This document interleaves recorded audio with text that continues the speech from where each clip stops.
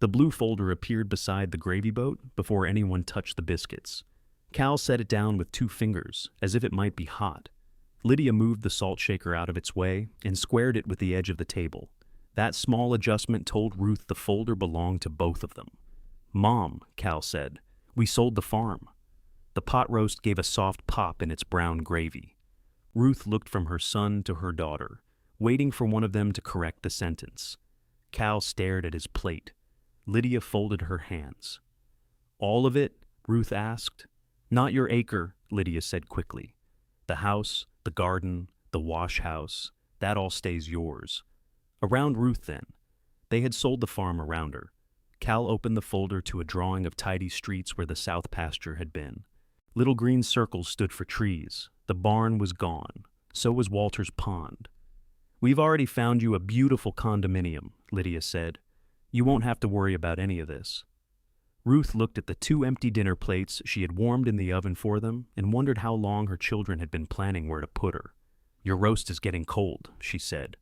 Neither of them moved. Cal had arrived 10 minutes late, smelling faintly of diesel fuel and the peppermint gum he chewed when trying not to smoke. At 48, he had Walter's heavy shoulders, but not his father's stillness. Everything in Cal seemed to be running, even when he sat down. His heel, his jaw, the thumb rubbing the side of his index finger. Lydia was 2 years younger and had come straight from town in navy slacks and a cream sweater Ruth had never seen before. She had brought a bakery pie, still in its plastic dome with the price sticker on top. Lydia normally peeled those stickers off. Tonight she had forgotten, which meant she was more nervous than she looked. Ruth picked up the carving fork. "Who bought it?" "Briar Glen Communities," Lydia said. "That sounds like a cemetery." Cal gave a short, unwilling laugh. It escaped him before he could stop it. Lydia frowned at him. "They're a residential developer. They did that community outside Franklin with the walking trails." "Walking trails," Ruth repeated. "There'll be sidewalks, too. We had places to walk before sidewalks." She lifted a slice of beef onto Cal's plate, then one onto Lydia's. The meat pulled apart at the edge because it had cooked nearly an hour longer than necessary. Ruth had put it in early after Cal called to say they needed to talk. She had assumed somebody's marriage was in trouble. That would have been easier. "Mom, please sit down," Lydia said. "I am serving dinner. We're trying to explain. I can hear standing up." Cal rubbed his forehead. "It's 137 acres. Your 1 acre is excluded. That was clear from the beginning." "The beginning of what?" He glanced at Lydia. Lydia glanced at the blue folder. Ruth set down the fork. "When did you sign?" "It wasn't one signature," Lydia said. "There were negotiations and inspections and—" "When?" Cal answered. 3 weeks ago."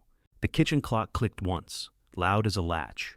Walter had bought that clock at a hardware store in 1989 because the old one lost 7 minutes a day. He had hung it crooked, refused to admit it was crooked, and for 34 years, Ruth had watched every visitor tilt his head when checking the time.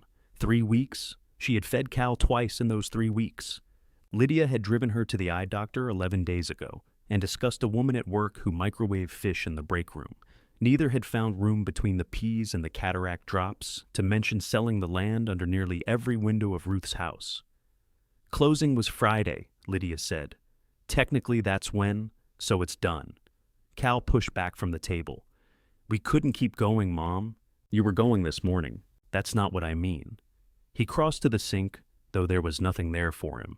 Through the window above it, the last light rested on the machine shed and the pasture beyond. Cal planted soybeans there the previous spring. The field had come up thin along the eastern edge, and for 2 weeks he complained that the seed salesman had cheated him. Ruth had finally walked out with a shovel and found the soil packed hard beneath the surface. Cal had been furious at the ground, the planter, and Ruth for being right. Now he stood looking at that same field as if it had betrayed him again. "The farm owes more than it's worth as a farm," he said, "or close enough. The equipment note, the operating line, fertilizer, I was moving money around just to make the payments look current." "How much?" He named a figure. Ruth gripped the back of her chair. She did not gasp. The number was too large for that. It entered the room and sat down among them like a fourth person. "You told me the equipment was nearly paid off. I thought we'd have 2 good years. You told me that last year, because last year I thought we'd have 1 good year." Lydia exhaled through her nose. This is why we didn't want to get into every detail tonight. Ruth turned to her. What did you want to get into? The solution. The condominium. The choices, Lydia corrected, tapping the folder. There are 3 places. One is near me, one is near the medical center, and one has a little patio. I know you like being outside. A patio. It isn't an insult. It's 12 feet of concrete with a chair on it. You haven't even looked. Ruth sat at last, not because Lydia had asked her to, but because her knees had begun to feel unreliable. She pulled the folder closer. The first page showed Briar Glen's plan in soft greens and browns. The roads curved pleasantly, avoiding straight lines the way roads did when somebody wanted to charge more for the houses beside them. A decorative pond occupied the north field. Walter's pond apparently had been too plain to survive. Near the middle of the drawing, an uncolored square interrupted 2 proposed streets, her acre. It looked smaller on paper than it did under her feet. The second section contained photographs of condominiums, beige siding, white cabinets, gray floors in every room. One photograph showed 2 smiling silver-haired women drinking coffee on a balcony. Ruth wondered if they came with the unit or had to be purchased separately. Cal returned to the table. The developer will give you a moving allowance if you decide soon. I didn't sell them anything. It's not tied to your sale. It's a goodwill offer. Goodwill from strangers. They understand this is a transition, Lydia said. For whom? For all of us.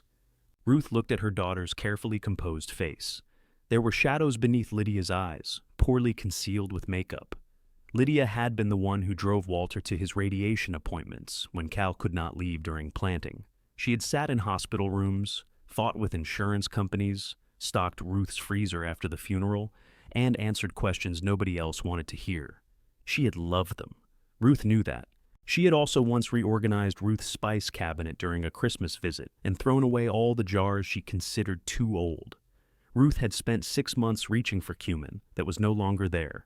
You said your acre stays yours, Ruth said. It does, Cal replied. And the road? They have to maintain access. Your driveway connects to the county road already. My well? It's on your parcel, Lydia said. We checked. Of course they had checked. They had probably checked the septic tank, the utility lines, and the distance from Ruth's porch to the property marker beside the lilacs. They knew everything except whether she wished to leave. Ruth closed the folder. I'm keeping the house. Cal's jaw stopped moving. Lydia leaned back. You don't have to decide tonight. I already decided. I decided in 1977. Mom, that was when your father and I bought it. We know when you bought it. Then why are we pretending I haven't had time to think? Cal planted both palms on the table. The silverware jumped. Because it won't be the same place.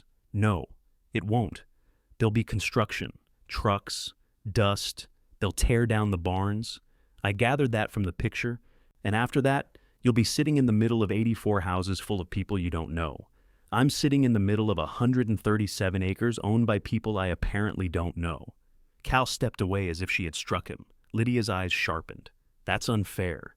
Ruth almost apologized. The habit rose in her throat, ready to smooth the room. She had spent years translating Cal to Lydia, and Lydia to Cal, adding softer words to whatever one said about the other. She had explained Walter's silences, excused forgotten birthdays, carried messages no adult should need carried. She reached for her water instead. Maybe it is, she said, but it's still true. For a while, the only sound was the refrigerator motor. The roast cooled between them.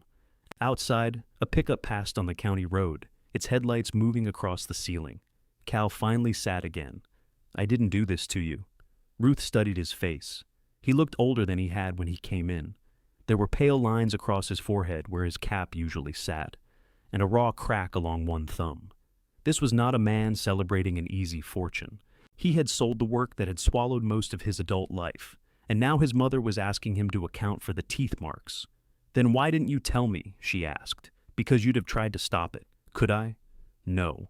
The answer came too quickly. Ruth nodded once. Then that wasn't the reason? Cal looked down. Lydia pushed her plate away untouched. We wanted to have all the facts first. You wanted it finished first. We wanted to spare you months of worry. You saved it up and gave it to me all at once. That was thoughtful.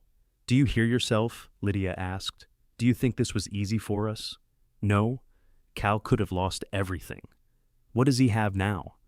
Lydia opened her mouth, but no answer came. Cal stared through the dark window. I have the debt paid. I have enough left to start over. Ruth wanted to ask what he would start as. She did not. There was enough blood on the table already. She rose and carried her own plate to the counter. Lydia looked at the clock. We should go. You haven't eaten. None of us is eating. The pie will keep, Ruth said. Cal stood more slowly. He picked up the blue folder and held it toward her. Ruth did not take it. You'll need the schedule, he said. They start preliminary work next month. Leave it there. He put it beside the gravy boat again. Lydia gathered her purse, then hesitated near the refrigerator, where a photograph of Walter remained held by a magnet shaped like a strawberry. In the picture, he was standing beside the old red tractor, squinting into the sun as though even being photographed was a chore somebody had assigned him. Daddy wouldn't have wanted Cal ruined by this place, Lydia said. Ruth wiped gravy from the counter with her thumb. No, she said, he wouldn't. Lydia seemed relieved until Ruth continued. He also wouldn't have let me cook Sunday dinner for 3 weeks while everybody knew but me. Cal flinched. Lydia's hand fell from her purse. They left separately. Lydia's sedan backed carefully down the drive. Cal's truck remained beside the porch for another full minute, engine running, before its headlights swung across the pasture and disappeared. Ruth locked the door. The house had never seemed especially large when Walter was alive. That night, the hallway stretched too far, and every room appeared to be holding its breath. She covered the roast, put the untouched biscuits in a bag, and carried the bakery pie to the refrigerator. The blue folder remained on the table. She told herself she would not open it again. Then she sat down and read every page. At the bottom of the last rendering, in print so small she needed Walter's old magnifying glass, was a note describing her property as an existing private residence to remain. To remain. Not Ruth Mercer, not her kitchen, her sleepless nights, or the handprint Walter had left in the concrete behind the wash house. Just a residence interrupting the design. Near midnight, she stepped onto the porch in Walter's canvas coat. The farm lay black beyond the yard, though she could still name every shape. The barn roof, the cedar line, the low place where fog gathered before rain. Tomorrow it would look the same. That was the cruelty of it. Something could be gone before the eye knew how to see the absence. Ruth walked to the edge of the garden where her acre ended. She found the iron survey pin by touch beneath the grass. 1 acre, she said into the dark. It sounded pitifully small. Then she looked back at the lit kitchen window and said it again. The kitchen window was still lit at 5:47 the next morning because Ruth had never gone back upstairs. She had tried. She had washed her face, put on her nightgown, and lain beneath the quilt with the blue folder's street plan floating behind her eyelids. At 1:15, she remembered the farm paid for the propane tank. At 2:10, she wondered whether Cal intended to sell the riding mower. At 3:30, the ice maker dropped a tray and nearly startled her out of bed. By 4, she had carried the folder downstairs and begun making a list on the back of an envelope. Electricity, propane, mower, well pump, trash pickup, property tax, home insurance. She added driveway, crossed it out, then wrote it again. At 6, she made coffee strong enough to lift a spoon. The sky beyond the sink was turning from black to the gray-blue of old denim when a white truck rolled into the drive. For one foolish second, she thought Cal had come back. 2 men stepped out wearing orange vests. Both were plainly adults, though one looked young enough to still apologize when he swore. They unloaded a tripod, a case of instruments, and an armful of wooden stakes painted pink at one end. Ruth went onto the porch in Walter's coat. "Morning," the older man called. "Mrs. Mercer, that depends what the stakes are for." He removed his cap. "Boundary confirmation. We're with Holcomb Surveying.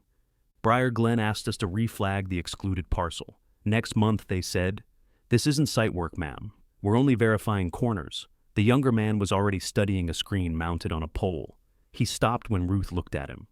"Would you like coffee?" she asked. He glanced at his partner. The older man said, "We'd better not trouble you." It wasn't an invitation. It was a test of character. The younger one smiled before lowering his head. Ruth walked down the porch steps. Dew darkened the toes of her shoes almost immediately. "Show me where you're putting them." The older surveyor introduced himself as Ben Holcomb. His partner was Jordan Pike.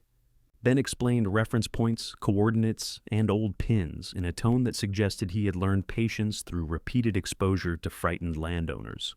Ruth was not frightened, but she let him use the tone. It made him thorough.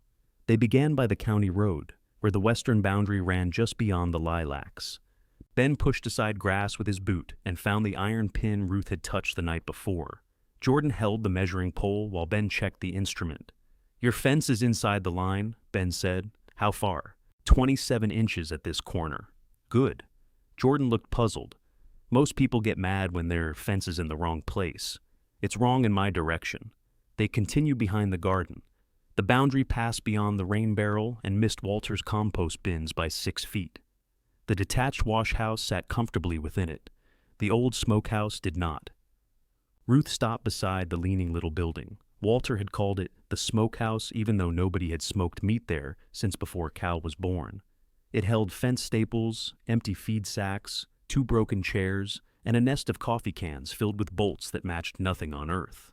"This is outside?" she asked. Ben checked his screen. "About 8 feet." Ruth looked at the warped door. "Naturally. If there are structures in question, that's something to discuss with the buyer. There's no question. It's 8 feet over." Ben waited, perhaps expecting her to argue with geometry.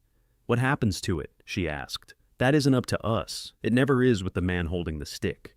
Jordan coughed into his hand, hiding another smile.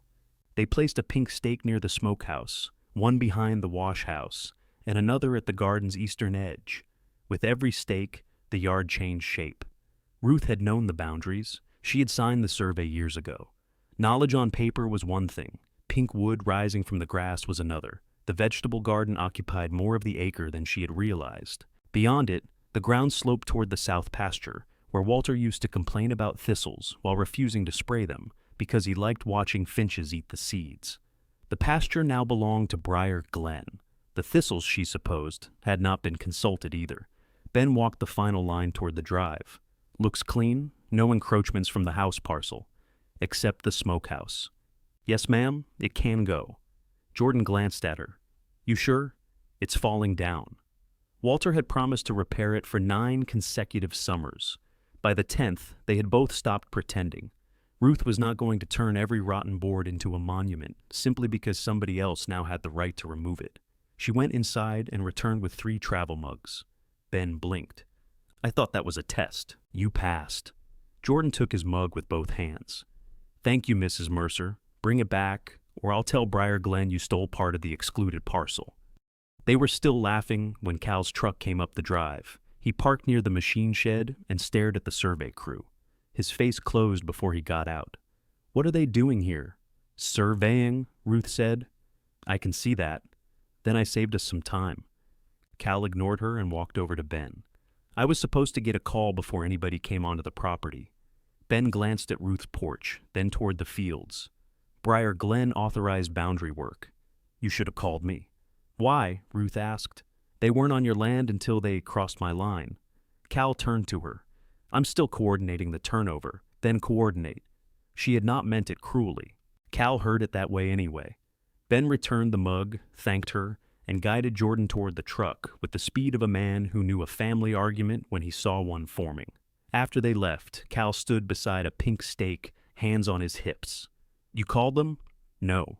You were out here walking around with them like you'd ordered the survey. They arrived at my house. I wanted to know where my house stopped." Cal looked toward the smokehouse. "That thing will be demolished with the barn structures." "I know." His expression shifted, almost disappointed. He had prepared for a fight and found no place to set it down. "I can move whatever's in there," he said. "I'll sort it first." "Don't wait too long. How long do I have?" "A couple weeks, maybe 3. The folder says preliminary work begins next month. That's site work. We have to clear personal property before then." Ruth folded her arms against the morning chill. "Is the riding mower personal property?" Cal sighed. "Mom, that is a useful sound, but it is not an answer. It belongs to the farm. We bought it from the household account. The farm reimbursed you." "Did it?" "I think so." "So we don't know. I have records?" "I kept the records, not the last few years. There it was, one of the hairline cracks that had been spreading between them long before the sale. Ruth had kept every farm account until Walter became ill. Cal had taken over gradually, first using software she disliked, then changing banks, then assuring her everything was handled whenever she asked. Ruth had accepted that as succession. Now she wondered when succession had become exclusion. "Show me," she said. "What?" "Show me the reimbursement for a 10-year-old mower? If it belongs to the farm, yes." Cal looked toward the machine shed. "Fine." He marched away, boots striking the gravel harder than necessary. Ruth followed. Inside, the smell of oil and cold metal met her with such familiarity that her chest tightened. Sunlight came through the high windows and dusty bars. The red tractor from Walter's photograph sat near the center, its hood faded almost pink. Yellow auction tags hung from the disc mower, hay rake, and post driver. Cal had arranged smaller tools on 2 folding tables. Ruth picked up a tag. "When is the auction?" "Saturday after next. You scheduled it already." "I have deadlines." "You have a telephone, too." He opened the office door and woke the computer. Ruth stood behind him while he searched files, clicking harder each time the screen failed to produce what he wanted. On the wall hung Walter's grease-stained cap. Ruth had not seen it since the funeral. She reached for it. Cal looked back. "Leave that, please." Her hand stopped. "I was going to take it home." "I know. I want it here for now." The words surprised both of them. Ruth lowered her arm. "All right." Cal turned back to the computer. His neck had gone red above his collar. After several minutes, he found a ledger entry for the mower. The farm had reimbursed the household account for the full purchase price 9 years earlier. "There," he said. "There it is. You thought I was lying. I thought you might be wrong. Same thing coming from you." Ruth let that sit between them. On the desk were 3 empty antacid wrappers and a coffee cup with mold beginning around the bottom. Cal had been living badly in this room while telling her everything was fine. She could see it now, which made her angry in a different direction. "What else did you hide?" He shut the ledger window. "I wasn't hiding. You sold the farm 3 weeks ago?" "I mean, before that." "So do I." Cal leaned back in the chair and rubbed his eyes. "Every time you asked about money, you asked like there was a correct answer, and I'd better give it. There usually was a correct answer. Enough or not enough? Well, it was not enough. How long?" He did not answer. "How long, Cal?" 2 years bad, 5 years close, 5 years. Walter had still been alive when it began. Sick, but alive. Ruth tried to remember Cal's face at those Sunday dinners, what he had said, what she had failed to ask. "You could have told us. Dad would have borrowed against the house." "No, he wouldn't. He talked about it." Ruth went still. "When?" "Before he got too sick." "I told him no." Walter had never mentioned it. Perhaps he had been protecting her. Perhaps Cal was. Protection seemed to be the family word for making sure Ruth learned things last. She looked at the tag machines, each one waiting to become someone else's useful object. "What happens to your house?" she asked.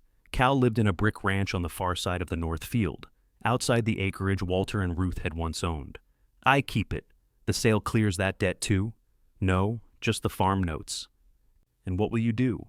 He gave a thin smile. "Maybe I'll get one of those condos with a patio." Despite herself, Ruth laughed. Cal did too, though his laughter broke off quickly. For one moment he was simply her son again, funny when he did not mean to be, tired enough to tell the truth sideways. Then Lydia's car entered the drive. She parked close to the farmhouse and opened her trunk. Inside were 4 empty plastic storage bins. Ruth's laughter disappeared. "What is she doing here?" Cal stared at the bins. "I don't know." They crossed the yard together. Lydia looked up. "Good, you're both here. I need the farm files from the pantry and Daddy's medical records from upstairs." "Why?" Ruth asked. "The farm files have to go to the accountant. The medical papers can be shredded." "You came to empty my house? I came to help organize." "With 4 tubs." Lydia shut the trunk more firmly than necessary. "Mom, we cannot fight over every object on this property." "No," Ruth said. "So let's start with the key." Lydia's hand moved unconsciously toward her purse. Ruth held out her palm. "You let yourself in yesterday before I got home from church. I was putting the folder on the table. You moved my mail. It was under the folder, my key." Cal looked from one woman to the other. Maybe everybody should cool down. Neither paid him any attention. Lydia's face had gone pale. "You gave me that key in case something happens." "Something did." For several seconds, Lydia did not move. Then she opened her purse, pulled the brass key from its side pocket, and placed it in Ruth's hand. It was warm from being carried close to her body. Ruth closed her fingers around it.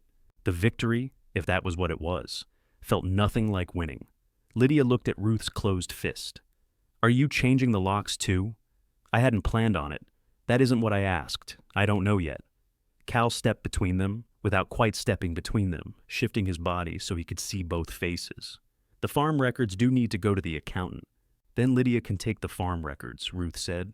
"And Daddy's medical files are not farm records. They contain his social security statements, insurance forms, final bills.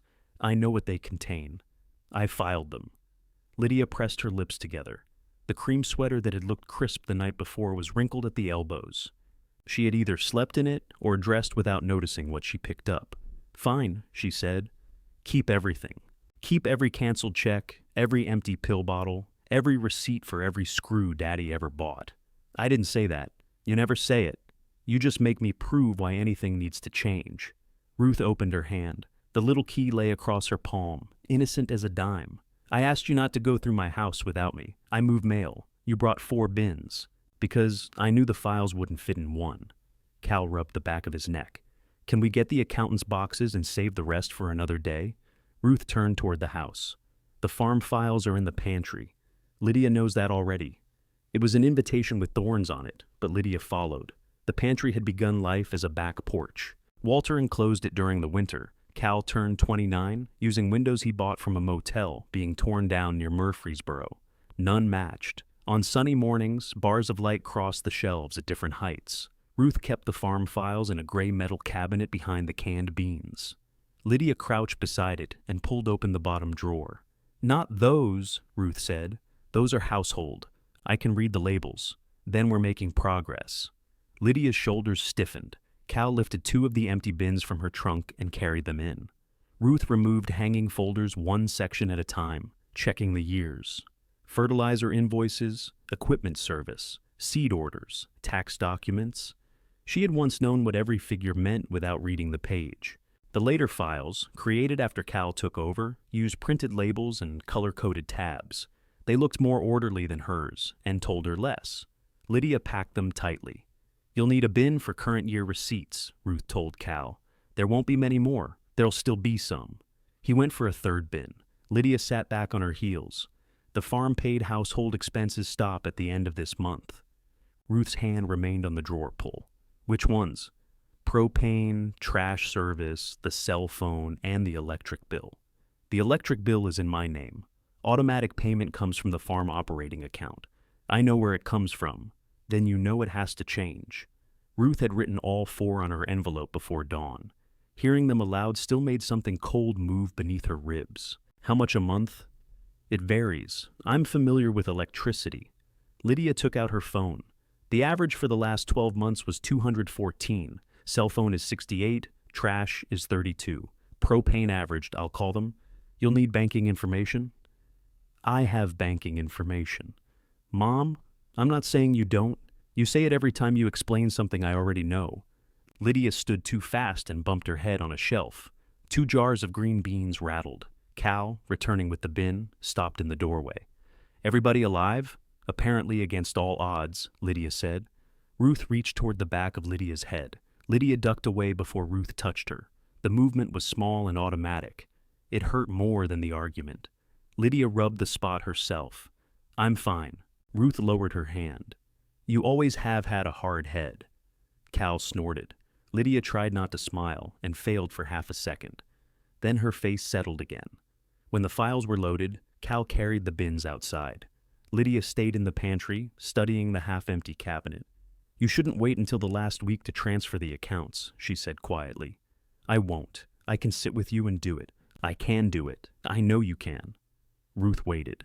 Lydia looked through one of the mismatched windows toward the drive. "Knowing you can do a thing doesn't mean I enjoy watching you have to." There was the sentence Lydia had been trying to say since Sunday night. It did not excuse the folder, the key, or the condominium photographs.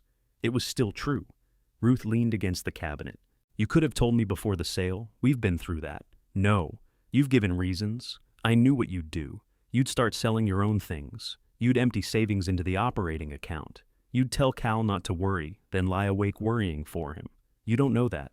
I watched you do it for Daddy. Walter's illness entered the pantry without anyone speaking its name again. Lydia had known the cost of every prescription. She had spent hours on hold with insurers, while Ruth sat beside Walter's recliner and told herself staying with him was the harder job.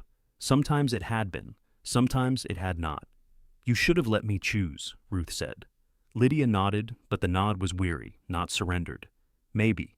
It was not enough. It was more than she had offered yesterday. Outside, Cal shut the trunk on the last bin. Lydia left, without attempting to take anything else. Cal remained near the porch. You want help with the smokehouse? He asked. I thought you had turnover to coordinate. I can coordinate after lunch. I have leftover roast. Is that an offer or another test of character? I haven't decided. He followed her to the smokehouse anyway. The door had swollen in its frame. Cal put his shoulder against it, and the bottom hinge tore free with a sound like a rifle crack. Well, Ruth said, you've improved it. I know a man who can fix that. Would he charge less before or after he heard you broke it? Probably more before. Inside, dust covered everything in a soft gray skin. Ruth opened boxes while Cal carried out whatever she chose to keep. Most of it was useless. Walter had saved short lengths of chain, cracked pulleys, bent gate latches, and an electric motor that had smelled burned since 1996. He might have needed this, Cal said, holding up a rusted bracket. He didn't know what it came off of. He would have eventually remembered. He told you that too? Every time I tried to throw anything away. They built 3 piles: keep, auction, trash. The keep pile was smallest. Ruth saved one chair after discovering its cane seat was still sound. She kept the coffee cans of bolts because throwing them away felt too much like proving Walter foolish. She kept a wooden level worn smooth by his hand. She did not keep the broken butter churn Lydia once claimed was valuable. Near the back wall, Cal found a green metal lunchbox. That's yours, Ruth said. He wiped the lid with his sleeve. A faded decal showed a bucking horse. I thought this was gone. You left it here. I was 18. You were untidy at 18. I'm untidy now. You're more consistent than people give you credit for. Cal opened the box. Inside were a pair of work gloves hardened with age and a church bulletin folded into quarters. He looked at the date. Dad took me to buy the baler that day. Ruth remembered. Walter and Cal had driven to Kentucky before sunrise, argued over the price until noon, then come home with a machine neither had fully inspected. The baler dropped loose knots for 3 seasons. You two got cheated, she said. We did not. You bought a machine with 1 good tire. It had 2 good tires. One went flat in the driveway. That was later. It was the same day. Cal smiled down at the lunchbox. Then the smile vanished. I'm sorry, Mom. Ruth waited, uncertain which apology he meant. He closed the lid. About not telling you. All right, that's all? No. He looked up. It's all I can do with it today. Cal nodded. He did not ask her to make him feel better. That, too, was more than he had managed at dinner. The following days filled with telephone menus, account numbers, and strangers calling her Mrs. Mercer. Ruth transferred the bills. The cell phone company tried to sell her a tablet. The electric company required a deposit because the account had been paid from a business for so long, despite her name being printed across the top of every statement. She wrote the new expenses in a spiral notebook. Her monthly income covered them. It also covered groceries, taxes, insurance, prescriptions, fuel, and very little foolishness. Walter's small survivor benefit created breathing room, but not enough for a new mower, a major roof repair, or the sort of surprise houses enjoyed producing after midnight. She had always thought of herself as careful with money. Careful was different when every dollar came from one narrow stream. On Thursday, a bright orange auction sign appeared by the county road. Mercer Farm, Equipment and Tools, it announced. Complete dispersal. Ruth stood at the mailbox reading the words until a neighbor slowed to ask whether she was moving. No, she said. The neighbor looked past her toward the house, then toward the fields, as if one of them had given incorrect information. By Friday, the calls began. Some people were concerned. Some were curious. A woman Ruth had not spoken to in 4 years offered the name of a retirement community where her sister was very active socially. Ruth thanked her and wrote the woman's name on the same envelope as the utility list under a new heading: People to Avoid While Tired. On Saturday morning, Cal arrived with sheets of yellow tags. He tagged the riding mower first. Ruth watched from the porch as he tied the card to the steering wheel. Then he crossed to the barn and opened both sliding doors. Sunlight spilled over the red tractor. Walter's cap still hung inside the office. Cal saw Ruth looking at it. He took the cap down, brushed dust from the brim, and carried it across the yard. "I'm not ready for it," he said. Ruth accepted the cap with both hands. Neither mentioned that the auction was still 8 days away. Neither pretended there was anything left inside that building that could make either of them ready. By 7 on auction morning, trucks lined both sides of the county road. Men in work jackets walked the equipment rows with paper cups, kicking tires and opening engine compartments as if each machine had personally applied for a job.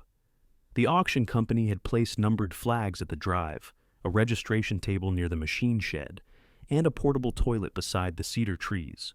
Ruth objected to the toilet's location until she saw the alternatives. She tied a length of clothesline between 2 porch posts and hung a cardboard sign from it: Private home, not part of sale. The first man to duck beneath the line claimed he had not seen the sign. "It's at eye level," Ruth said. "I was looking at the foundation. My foundation isn't for sale either." He retreated, though not before studying her porch columns with visible disappointment. Cal moved through the crowd wearing a yellow auction company vest. It made him look like an employee on his own land. He had shaved, but a dark patch remained beneath his chin, and his eyes seemed too bright from coffee. Ruth intercepted him by the riding mower. "Have you eaten?" "I'm fine. That wasn't my question. I had something." "What?" "Coffee. Coffee is something you pour through breakfast. Mom, I've got 200 people here. Then one of them can watch while you eat an egg." He was saved by the auctioneer, who called his name from the barn. Cal lifted both hands in surrender and hurried away. Ruth had made sausage biscuits at 5, knowing he would not eat them, and knowing she would make them anyway. They sat wrapped in foil inside a slow cooker on the porch. Beside them, she had put coffee, paper napkins, and a jar with Farm Relief Fund written on it. The joke was mostly for herself. At 8:30, Lydia arrived carrying 2 cardboard trays of coffee and a white bakery box. "You brought food?" Ruth asked. "Donuts. I made biscuits. Then there will be choices. You always have like those." Lydia paused, unsure whether she had been welcomed or accused. She wore jeans, old boots, and one of Walter's flannel shirts beneath a quilted vest. Ruth had given her the shirt months after the funeral. Seeing it now tightened something behind Ruth's breastbone. Walter's sleeves were rolled twice at Lydia's wrists. "Where do you want these?" Lydia asked. "Beside the coffee?" Lydia ducked under the clothesline, read the sign, and nodded. "Good idea." "A man tried to buy the porch. Did you get his number?" Ruth looked at her daughter. "For when you need repairs," Lydia said. "I know what you meant." A little of the strain left Lydia's mouth. They arranged the donuts without discussing the key. Lydia made a smaller sign that said, "Food by donation," and taped it over Ruth's Farm Relief Fund. "You removed the best part," Ruth said. "I removed the part where someone would think we were collecting for ourselves. We are collecting for ourselves. The auction company is paying for refreshments. Then we're collecting for the food pantry." Lydia hesitated. "Fine." She wrote local food pantry beneath her sign. Ruth restored Farm Relief Fund in smaller letters at the bottom. At 9, the auctioneer climbed onto a flatbed trailer and welcomed everyone to the complete dispersal of Mercer Farm. His voice came through the loudspeaker too loud and too cheerful, bouncing off the metal roofs. Complete dispersal. Ruth stood behind the clothesline with Walter's cap in her hands. The first lots were toolboxes, chains, grease guns, and stacks of lumber. People held up bidder cards. The auctioneer's chant made every object sound urgent and slightly dishonest. A red steel toolbox Walter had owned since before their marriage sold for $75 to a man who immediately began forcing its stiff-bottomed drawer. "You have to lift before you pull," Ruth called. The man looked up. "Lift the handle." He did, and the drawer opened. "Thank you." "That'll be another $5, she said. Several people laughed. Ruth did not. Lydia touched her elbow. "Do you want to go inside?" "No." "You don't have to watch. I also didn't have to cook biscuits." The crowd shifted toward the tables of small equipment. Ruth recognized neighbors, distant cousins, men Cal had traded labor with, and people who attended any auction offering free parking. Some greeted her gently. Others became fascinated by whatever lay nearest when she met their eyes. Eli Navarro stood beside a rack of long-handled tools, turning a shovel over in his hands. Ruth had not seen him since Walter's funeral. He had worked on the farm for almost 15 years, beginning as seasonal help and somehow becoming the person Walter called whenever a cow, machine, or relative refused to behave. Eli left after a disagreement with Cal about hours, though both men later insisted the disagreement had been mutual and sensible. It had been neither. He was 64 now, with silver in his black hair and a brace visible beneath one trouser leg. "That shovel told me it doesn't want to leave," Ruth said. Eli looked over and smiled. "This shovel owes me money." "How?" "I put the handle on it twice. Then it has already given you more work than most borrowers." He leaned the shovel against the rack. "You holding up?" It was the question everyone had been asking. Eli asked it without bending his voice around her age. "I'm vertical. That's not always the same thing. It's what I have available this morning." He glanced beyond her toward the farmhouse. "I heard you kept the acre. The acre kept me. It was already surveyed off." "You staying?" "Yes." He nodded once. No speech about courage. No recommendation for a retirement community. "The porch still sinking on the wash house side?" he asked. "It has been sinking for 20 years. Things can finish what they start." Ruth studied him. "Do you still do repair work?" "When people pay me."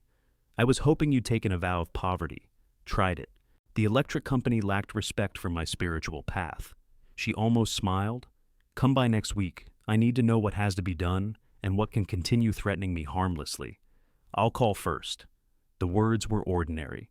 Because Lydia was within earshot, they felt pointed. The auction moved to the riding mower. Ruth watched Cal demonstrate the engine. It coughed once, then started. A man in a camouflage jacket checked the deck and asked if it smoked. "Only when it's nervous," Ruth said. Cal shot her a look that was almost affectionate. The mower sold for more than Ruth expected, and less than she would need to replace it. When the buyer drove it toward his trailer, grass clippings shook from beneath the deck and scattered across the gravel. Ruth remembered Walter teaching her to use it after his hands became too numb to hold the wheel steadily. He had stood in the yard giving contradictory directions until she threatened to mow over his shoes. The memory passed through her cleanly, without breaking anything. That surprised her. The red tractor was different. By noon, the crowd had reached the large equipment. Cal climbed onto the tractor to start it. The diesel engine turned twice before catching, then settled into the rough, familiar rhythm that had carried across the farm for 37 years. Conversation stopped. Cal sat behind the wheel with one hand on the throttle. For a second, Ruth saw Walter there, not because Cal looked like him, but because his left shoulder dropped the same way when he listened to an engine. The auctioneer began at $12,000. Bids rose slowly. Lydia stood close enough that her sleeve touched Ruth's. Daddy would be furious they didn't wash it better. He would be furious they washed it at all. He said water invited rust. He said rain was different. Your father had separate rules for water that fell from the sky. The bidding stalled at $17,600. The buyer was a stocky man from 2 counties over who wore a clean white cap and never looked at Ruth. "Sold." The word cracked through the speaker. Cal shut off the tractor and climbed down. He handed the key to an auction employee without ceremony. The man in the white cap stepped forward, received it, and climbed into Walter's seat. Ruth put Walter's cap on her head. It was too large. The brim dropped low enough to hide her eyes. Lydia slipped an arm around her waist. Ruth allowed it for exactly 3 breaths before stepping away to refill the coffee. The auction continued. By mid-afternoon, the barn emptied in patches. Pale rectangles marked where cabinets had stood against the walls. Men carried away chains, tools, spare parts, jacks, fencing rolls, and the post driver, Walter once declared more dependable than his own relatives. Each sale removed an object and revealed the dust beneath it. The food jar filled with crumpled bills. Lydia counted them at the kitchen table while Ruth wrapped the last biscuits. $318, Lydia said. People paid that much for coffee. People paid to feel less guilty about buying your things. Then guilt has finally become productive. "I'll drop it at the pantry Monday." Ruth looked at her. Lydia stopped. "Or you can?" We can go together.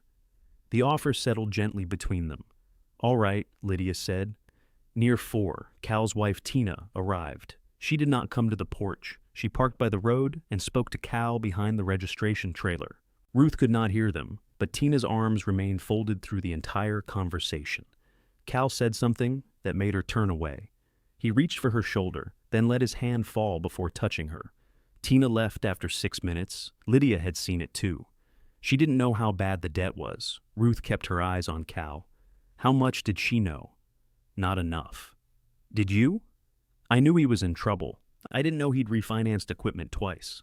Ruth remembered the number Cal had named at dinner. It grew heavier with each new detail. You still signed. Lydia's expression hardened, especially then.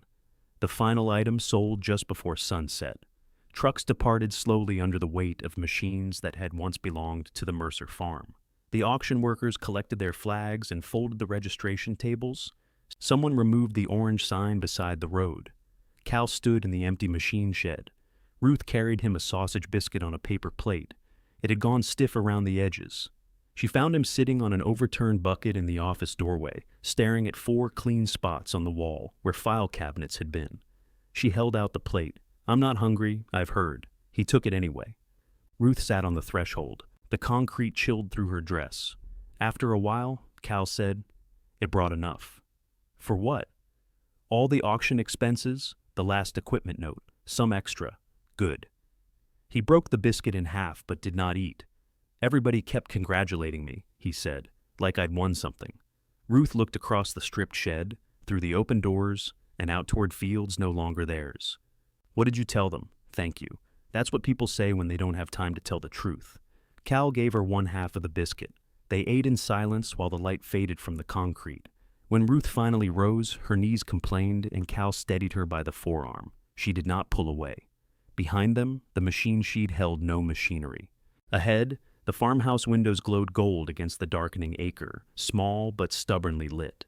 The new owner came for the riding mower before Ruth finished washing the auction dust from her porch. He arrived Sunday morning with his brother, a flatbed trailer, and the confidence of a man who assumed every woman over 70 needed machinery, explained to her. He introduced himself as Vernon, then spent 15 minutes describing how he intended to change the blades. You'll want to check the left spindle, Ruth said. Vernon patted the mower's hood. I know these old machines. Then you know the left spindle sticks. He crouched, turned it by hand, and frowned. Ruth gave him the spare belt, the grease chart, and the little steel funnel Walter had kept beneath the seat. This wasn't listed, Vernon said, holding up the funnel. I'm not charging you. I mean, are you sure it goes with it? I have nothing else that drinks gasoline. He loaded the mower. The empty place beside the garden looked larger than the machine ever had. When Vernon's truck disappeared, Ruth carried a wooden kitchen chair into the yard and sat facing the grass. It needed cutting. Not desperately, but grass possessed a way of becoming a crisis if watched closely enough. Walter's cap rested on her head. She had worn it to take out the trash and forgotten to remove it. The band was too loose, and whenever the wind came up, she had to catch the brim. The first Briar Glen notice arrived that afternoon. It had been taped to her mailbox inside a clear plastic sleeve. Upcoming site activity, it said in large friendly letters, followed by a list of survey crews, environmental inspections, and utility marking. There was a telephone number for residents with questions. Ruth called it. A woman answered, Briar Glen Community Relations. I'm not a community yet, Ruth said. There was a pause. How can I help you? You left a notice on my mailbox. Yes, ma'am. We're notifying adjacent residents. I am not adjacent. I am in the middle. Another pause, shorter this time. May I have the property address? Ruth gave it. Oh, the woman said. That was becoming her least favorite response. The woman explained that someone named Mara Keene would contact her about construction schedules and site boundaries. Ruth wrote the name in her spiral notebook, along with the time of the call and the woman's promise that no equipment would cross Ruth's parcel. She had never kept notes on ordinary conversations before. Now ordinary conversations appeared to require witnesses. On Monday, Lydia drove them to the food pantry with the auction donations. She did not open Ruth's car door or ask whether she had remembered her purse. Ruth noticed both omissions. The pantry occupied the basement of a Methodist church. Lydia carried the envelope while Ruth carried the donation jar, which still bore both signs. The volunteer who accepted it read Farm Relief Fund and looked uncertain. "It's a joke," Lydia said. "It raised $318, Ruth said, "so don't dismiss it too quickly." Back in the car, Lydia fastened her seatbelt but did not start the engine. "Do you have enough money?" Ruth looked through the windshield. "For what? To stay in the house?" "I went over my budget. That's not an answer. It's the answer you're getting." Lydia's fingers tightened around the steering wheel. "I'm not trying to control you." "Then don't. I'm trying to make sure you don't sit in the dark because proving a point matters more than asking for help." Ruth turned toward her. "Do you honestly think I would do that? I think you'd sit in a cold house wearing 3 sweaters and tell me you preferred it." That sounded enough like Ruth to be irritating. "The bills are manageable," she said.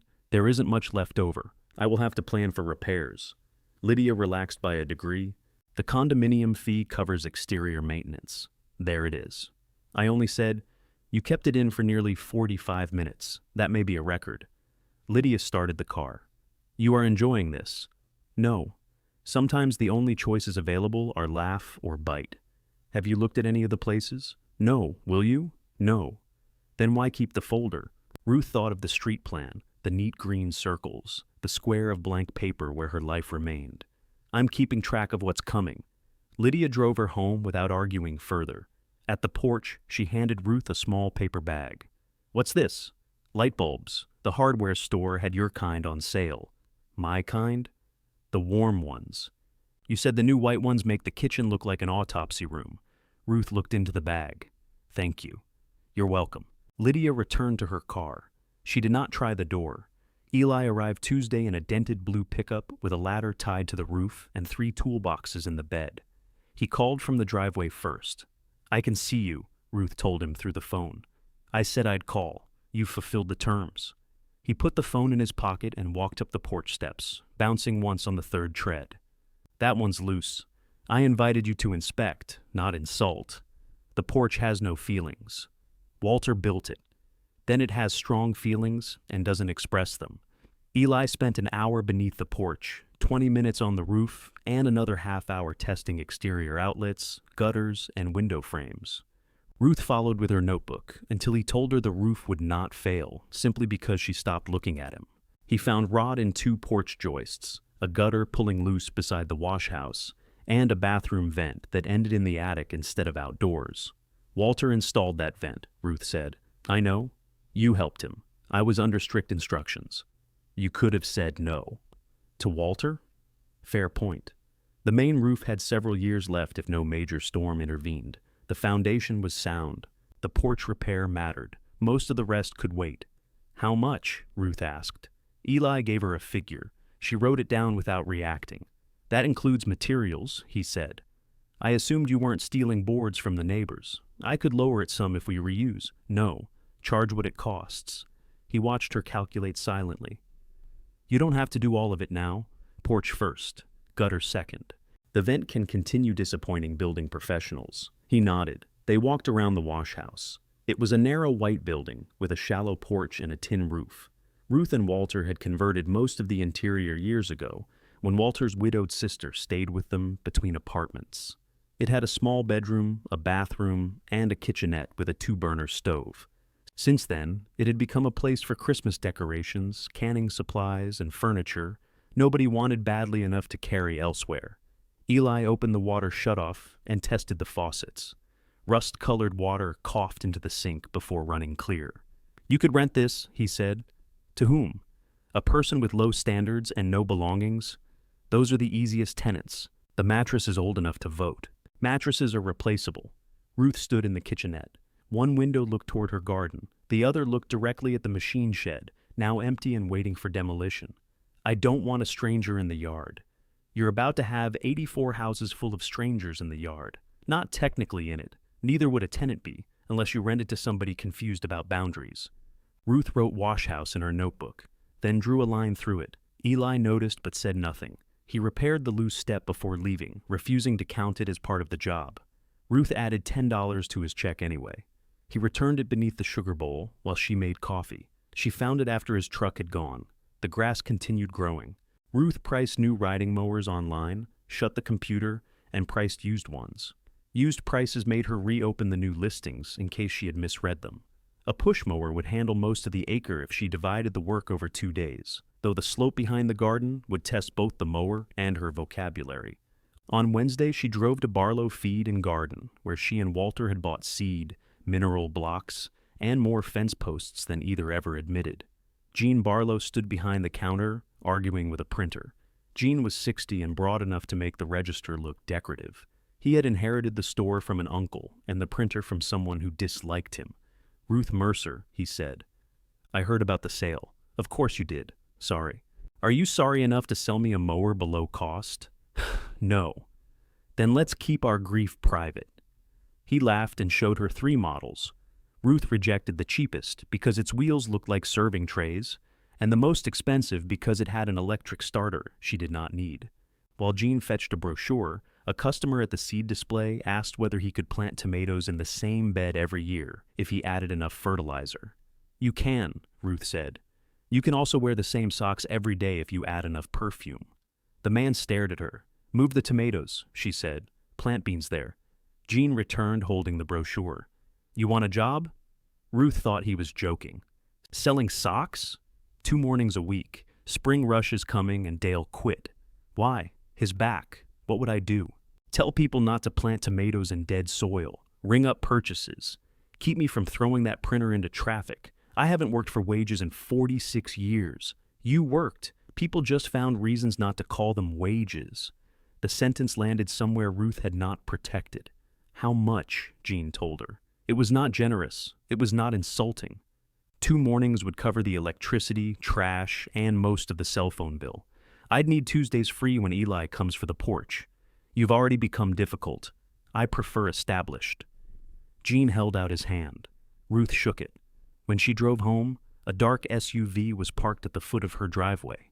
A woman in a white hard hat stood beside the pink boundary stake, studying a rolled site plan. She was tall, perhaps 40, with a brown ponytail threaded through the back of the hat and mud on one expensive-looking boot.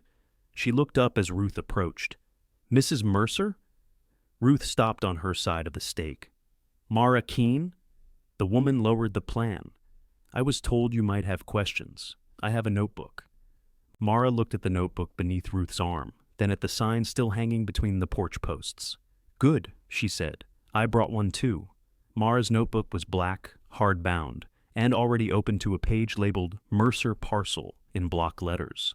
Ruth disliked the label on sight. "You make me sound like a drainage problem," she said. "At the moment, drainage is one of the easier parts of my job." Mara stepped toward the drive, then stopped before crossing the boundary stake. "May I come onto your property?" The question was so precisely what Ruth wanted that she became suspicious of it. "Yes." Mara tucked the rolled plan beneath her arm and followed Ruth to the porch. She declined coffee, accepted water, and remained standing until Ruth told her the chairs had recently been inspected by a man who charged money for pessimism. "I'm site coordinator for the early construction phase," Mara said. "Clearing, grading, roads, utilities. Once houses begin, someone else will handle that work." "How long is early?" 10 to 14 months. Ruth had expected a number. She had not expected it to be that large. "And after that?" "Home construction will happen in sections.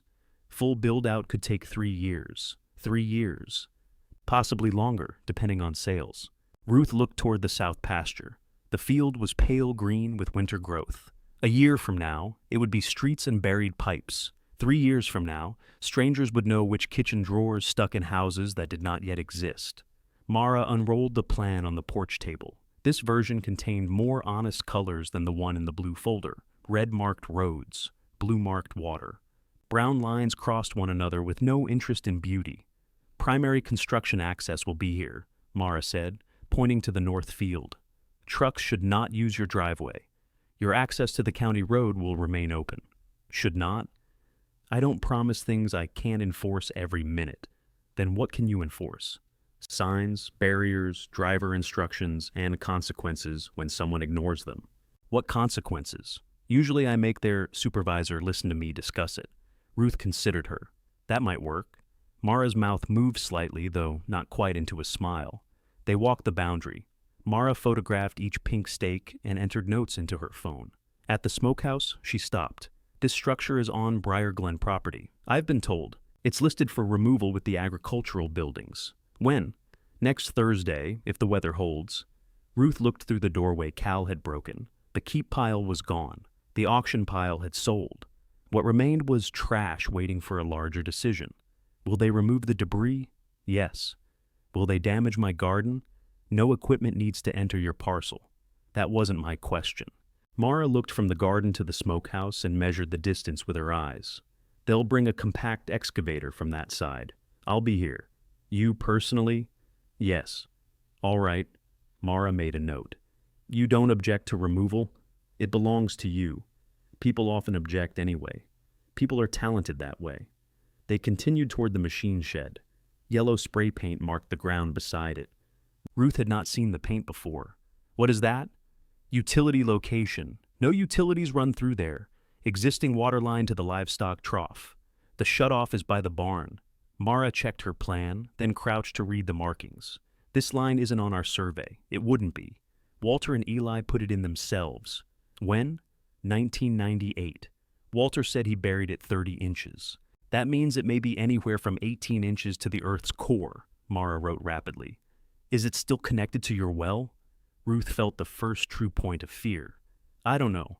The livestock trough had not been used since the cattle left. Walter had once fed water to it from the farmhouse well, but Cal changed several lines after a freeze. Ruth had never asked which valve he closed. Mara did not tell her everything was fine. We won't dig here until it's confirmed. Can you contact your son? I can. I'll have our utility contractor meet him. Ruth nodded. Mara rolled the plan again. Mrs. Mercer, my office has you listed for weekly construction updates. Email or printed. Printed. We can do both. Then why ask? To determine which one you'll actually read. Ruth gave her email address. At the SUV, Mara paused. Community Relations said you asked about your classification. I asked not to be called adjacent. I changed it to occupied exclusion. That's worse. I thought you might say that. What would you call it? Mara looked back at the house, the garden, and the narrow yard wrapped inside painted stakes. A residence within the site. Call it that. Mara changed the words in her notebook. Cal came that evening to trace the livestock line. He found the old shutoff beneath a cover near the barn and confirmed that the pipe still connected to Ruth's well, though the valve had been closed years earlier. You remember putting it in? Ruth asked. I remember Dad arguing that the trencher was running crooked. It was running crooked. He was driving it. They stood beside the trough while Mara's utility contractor capped the abandoned branch outside Ruth's boundary. It was simple work, completed before dark. Cal watched the contractor backfill the hole. You and the hard hat lady getting along? He asked. She has a name. That good, huh? She asks before walking into my yard. Cal pushed dirt over the trench with his boot. I used to.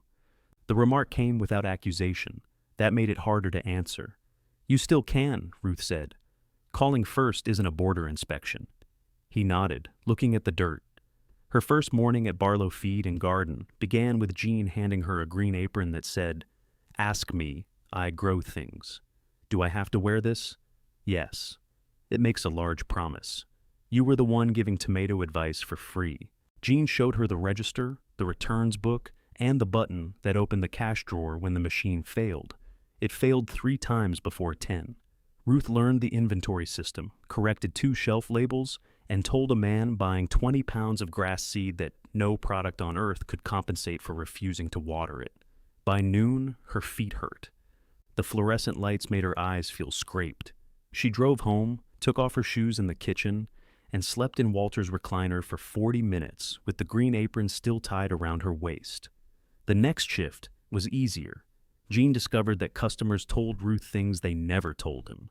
They admitted when they had overwatered, planted too early, ignored directions, and used weed killer near vegetables. Shame, Ruth learned, was excellent for retail if handled gently. On the bulletin board beside the entrance, among notices for firewood and used kennels, someone had pinned a card. Traveling respiratory therapist, seeking small furnished rental. Quiet, clean, 3 to 6 months. A telephone number was written beneath the name Dana Brooks. Ruth read it twice, then went back to the register. With her employee discount, She bought the middle-priced push mower. Jean delivered it after work and refused a delivery fee.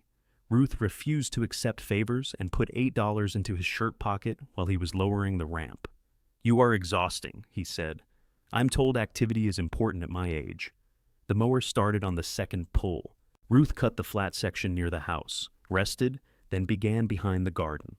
Halfway up the slope, her arms trembled. She stopped beneath the pecan trees, sweaty and angry at grass in general. Eli arrived with lumber for the porch. "You're leaning," he said. "I'm resting. The mower is also resting. You're leaning. Do you want this job?" "No." "Then carry boards." He carried boards. Later, without comment, he mowed the steepest strip while Ruth held a joist in place. She disliked needing him. She disliked more that he knew better than to mention it. The porch repair took 3 visits. Eli replaced the rotted joists, reset the loose steps, and left the old boards cut neatly for kindling. Ruth paid his full invoice. He counted the money at the kitchen table, then nodded toward the wash house. "You call that renter?" "I don't know that renter." "You could." "I have a job. You have 8 hours a week, 8 paid hours. The wash house needs paint, a mattress, a stove check, and somebody to remove 37 jars of Christmas ribbon. There are not 37. I stopped counting. On Thursday morning, the compact excavator arrived for the smokehouse. Mara came with it, as promised. She positioned herself near the garden, while the operator approached from the field. Ruth watched from the porch. Cal had said he might come, but his truck never appeared. The excavator's bucket pressed against the smokehouse roof. The building resisted for a moment, crooked and stubborn. Then one wall folded inward. Dust rose, carrying the dry smell of old wood. Ruth did not cry. She remembered Walter swearing at the door, Eli sleeping inside at 1 noon after working through the night, Cal hiding a dented truck fender there until Ruth found it. None of those memories improved when the building fell. None disappeared. Mara walked over after the debris was loaded. "Garden's untouched," she said. "I can see that. Are you all right?" Ruth disliked the question less from Mara than from most people. "It was rotten," she said. "That wasn't what I asked." Ruth looked at the clean patch of dirt beyond the pink stake. Then, "I don't know yet." Mara nodded and did not ask again. That afternoon, Ruth removed the rental card from Barlow's bulletin board. She carried it in her purse for 2 more shifts. On the 3rd, she used the store telephone during her break. A woman answered on the 2nd ring. Dana Brooks. "My name is Ruth Mercer. I may have a small furnished rental. May have. It depends on whether you consider 37 jars of ribbon a feature."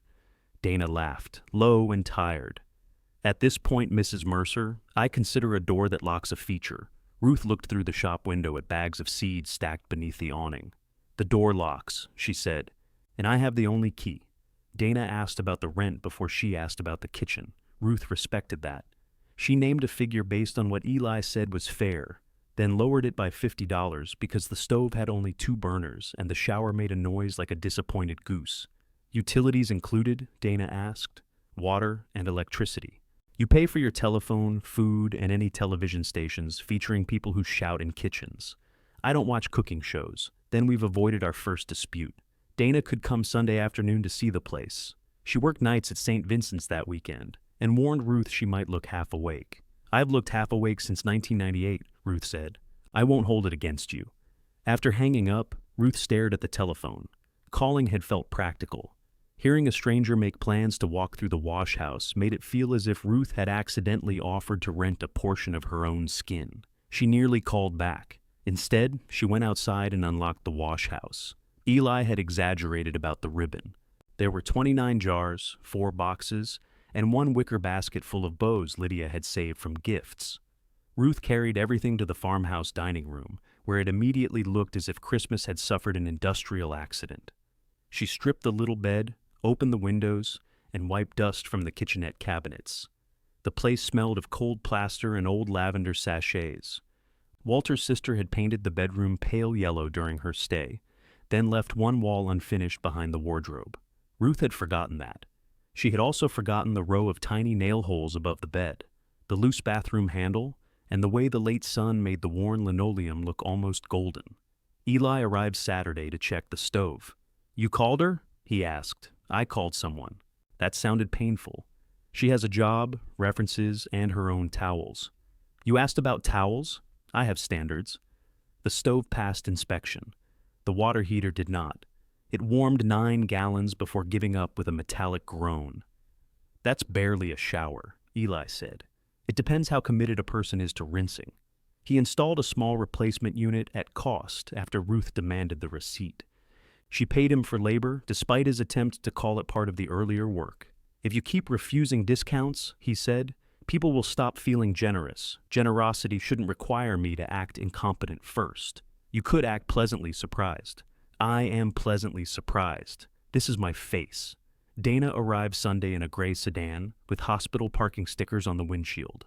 She was 58, compactly built, with dark curls going silver at the temples and deep marks across the bridge of her nose from protective equipment. She wore clean blue scrubs beneath a wool coat and carried a paper cup that smelled stronger than Ruth's coffee. You found it, Ruth said. I followed the machinery.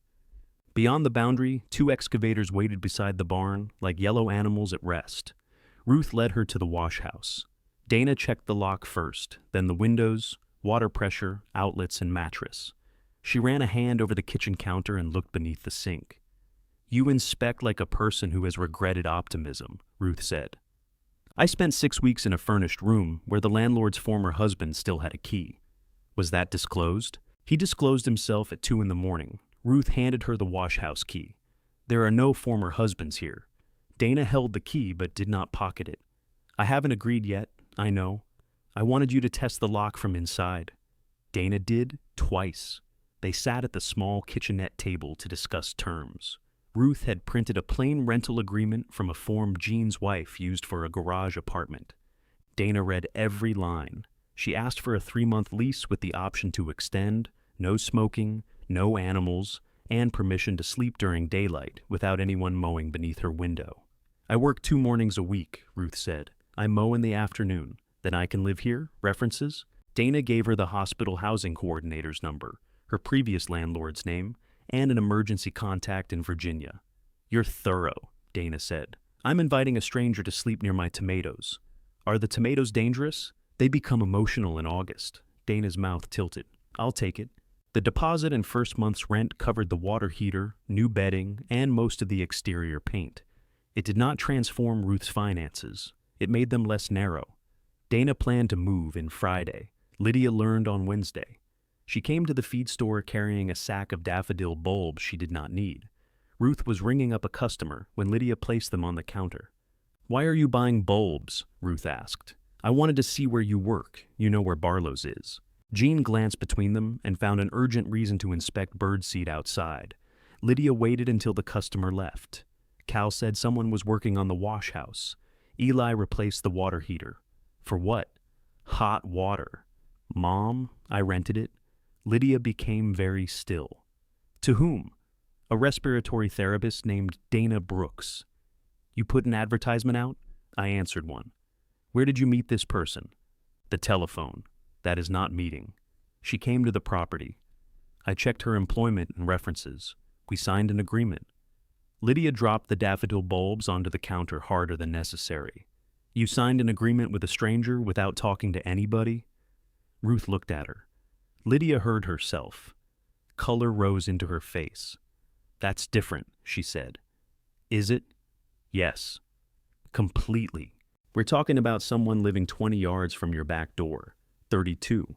That doesn't improve it. She works at St. Vincent's. Bad people have jobs. So do difficult daughters. Lydia glanced toward the windows, checking whether Jean had heard. He was still outside, carefully turning a bag of sunflower seed that did not need turning. Did you run a background check? The hospital does. That's not the same. I called her previous landlord. A landlord wants tenants to leave quietly. What would she say? She said Dana paid on time, complained about mold, and owned too many coffee mugs. This isn't funny. No, it is my house. Lydia shut her eyes briefly. You said the bills were manageable. They are. Then why do you need rent? Because manageable is not the same as comfortable, and because an empty building costs money while doing nothing. I would help if you needed. There it is. What? Help. Every offer comes with a hand on the steering wheel. That's not fair. Neither is acting like I rented the wash house during a fever. Lydia lowered her voice. You don't know this woman. I didn't know the people in your condo photographs either. I didn't ask you to live in one with them. You asked me to share walls, parking, and hallways. Dana gets her own walls. The silence between them stretched across the counter. Lydia picked up the sack of bulbs. Are you buying those? No. Then put them back where you found them. Lydia stared at her, wounded and furious. For a second, Ruth wanted to take back the sentence. Not because it was wrong, but because it was exactly the tone she had used when Lydia was grown enough to resent being treated as careless. Instead, Lydia carried the bulbs to the display and returned without them.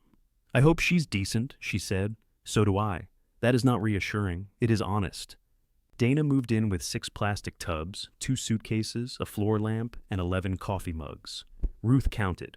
I was promised too many, she said. 4 are still in the car. Dana made 3 trips without accepting help. On the 4th, she allowed Ruth to carry a bag of towels. They established that each would knock before entering the other's building, that Dana could use the garden path but not pick anything without asking, and that Ruth's coffee was available before 10 in the morning unless the curtains were closed. What happens if the curtains are closed? Dana asked. I may be dead or sleeping. Knock once before deciding. Dana laughed, then realized Ruth was partly serious. Her first shift from the wash house began at 6 that evening. She emerged in navy scrubs, hair pinned up, and found Ruth dragging the trash bin toward the road. You want me to get that? No. Okay. Dana walked to her car. Ruth had expected argument. The absence of it made the bin feel lighter. Construction clearing began the next morning. Ruth woke to the reverse alarm of a bulldozer at 6:45. The sound repeated every few seconds, a mechanical bird with one unbearable note. Through her bedroom window, she saw men walking the field in hard hats while machines lined up near the barn. Mara's printed schedule had said work would begin at 7. Ruth waited 15 minutes. At 7 exactly, the excavators started. She could not fault them for punctuality, which irritated her further. The machine shed came down while Ruth was at Barlow's. She had arranged her shift that way deliberately. Still, when she drove home and saw open sky where the roof had been, grief struck her with the force of discovering a death from an empty hospital bed. The office wall was gone. So were the clean rectangles where the cabinets had stood. Cal's truck was parked beyond the boundary. He stood near the rubble, speaking to Mara. His yellow farm cap had replaced Walter's, and he kept looking toward the remaining barn. Ruth parked and carried her lunch bag toward them. Problem? She asked. Nothing major, Mara said. Mr. Mercer wanted to confirm salvage arrangements. Cal, he told her. Mara. They had apparently reached names without Ruth. Cal pointed toward a stack of heavy boards. Those came from the loading platform.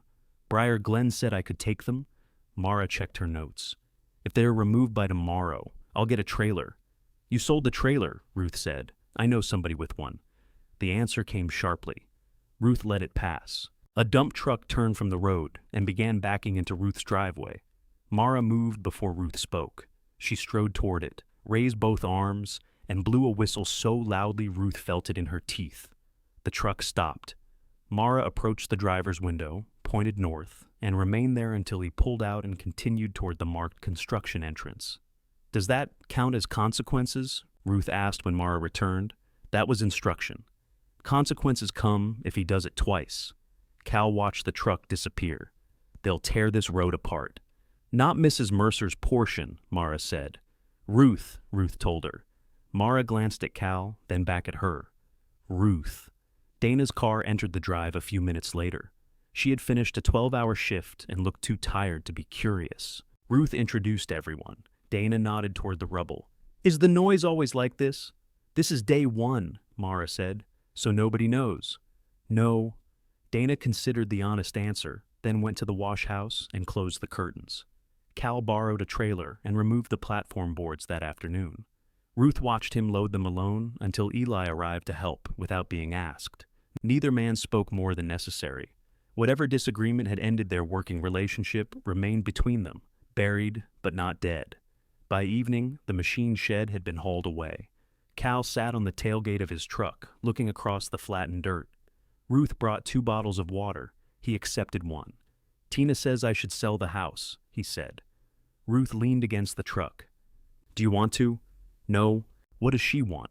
To move closer to her work, to stop seeing the farm every time she opens the curtains. That sounds familiar. Cal twisted the bottle cap. She says I lied to her for 5 years. Did you? I told her things would work out. That wasn't the question. He gave Ruth a tired sideways look. You and Lydia are enjoying asking that lately. No one is enjoying you answering it. The wash house door opened. Dana stepped out in sweatpants and an old university shirt, carrying one of her coffee mugs. Do either of you know why there's a hard hat in my bathroom? She asked. Ruth looked at Cal. Cal looked at the demolished shed. Eli, from the porch, began to laugh. It was the first laugh Ruth had heard cross the acre since the sale. For a moment, even Cal joined in. Beyond them, the machines waited in the dusk, but the sound belonged inside the stakes. The hard hat belonged to Eli. He had left it in the wash-house bathroom while checking the exhaust vent and forgotten where he put it. Dana accepted this explanation, but asked why a man repairing a vent needed head protection. Because Walter installed it, Eli said. Ruth told him the joke had reached its limit. Construction settled into a rhythm that made the days feel divided between noise and anticipation of noise. Trucks began at 7. Excavators worked until 5. On Saturdays, smaller crews arrived to place erosion barriers and drive stakes. Sundays were quiet enough that Ruth could hear the temporary fencing snap in the wind. Dust found every opening. It gritted beneath Ruth's bare feet, settled over the stove, and coated the porch rail minutes after she wiped it. Dana bought a doormat printed with the word "Welcome," then placed a second one behind it, reading, "Seriously, wipe your feet." Ruth's garden became her proof that the acre was still itself. She planted lettuce, onions, peas, radishes, and 2 rows of early potatoes. She moved the tomatoes from the same bed Walter had used every year and imagined him objecting from wherever stubborn farmers were sent. Dana came home one morning to find Ruth kneeling beside the beans, muttering. "Are you talking to the plants?" Dana asked. "I'm explaining consequences. To beans, they know what they did." Dana poured coffee into a mug decorated with a cartoon pair of lungs. "I deal with lungs. They also ignore advice. Their companionship grew in the spaces around their schedules. Sometimes they drank coffee when Dana came home and Ruth was beginning her day. Sometimes 3 days passed with nothing more than a wave between buildings. Dana paid rent early, kept her curtains closed during daylight, and never entered the farmhouse without knocking. She also left a bowl on Ruth's porch whenever the hospital cafeteria served peach cobbler. "It isn't good cobbler," Dana warned the first time. "Then why bring it? I didn't want to suffer alone." Ruth ate half and agreed that companionship had been necessary. The rain began after midnight on a Thursday. It struck the roof in heavy bursts, softened, then returned with enough force to shake water from the gutters in solid sheets. Ruth woke and walked downstairs to check the pantry windows. One leaked during storms from the east, though Walter had caulked it so often the frame resembled iced cake. The window was dry. At 2:30, she shone a flashlight through the kitchen glass. Water ran across the field beyond the garden in pale, moving ribbons. The construction crews had stripped much of the slope behind the former machine shed. Black silt fencing curved across the mud, trembling under the weight of runoff. Ruth pulled on boots and Walter's canvas coat. The moment she opened the back door, she heard water where water did not belong. It rushed along the garden's eastern edge, cutting through the soft ground beside her onions. Muddy water had crossed beneath the temporary fence, found the shallow depression behind the garden, and spread into her pea rows. Ruth stood in the rain with her flashlight and watched 3 weeks of planting disappear beneath red water.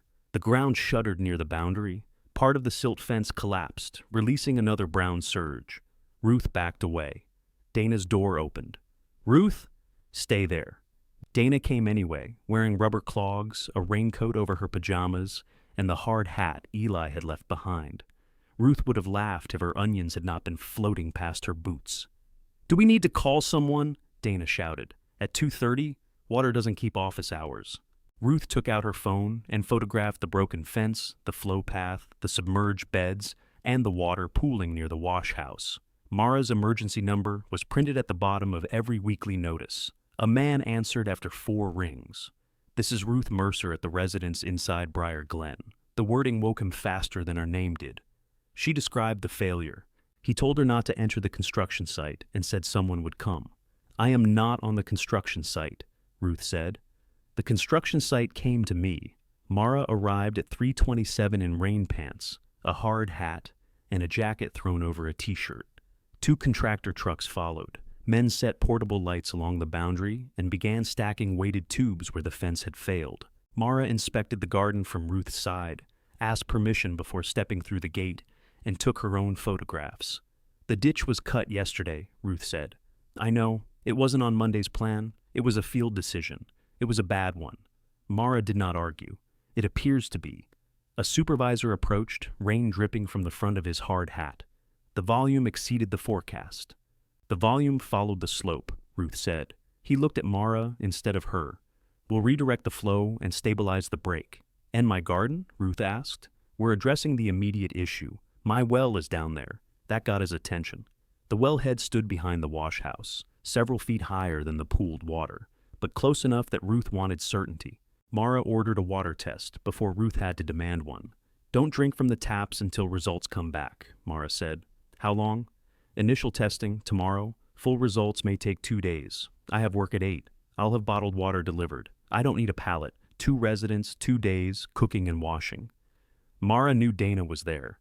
The realization pleased Ruth more than it should have.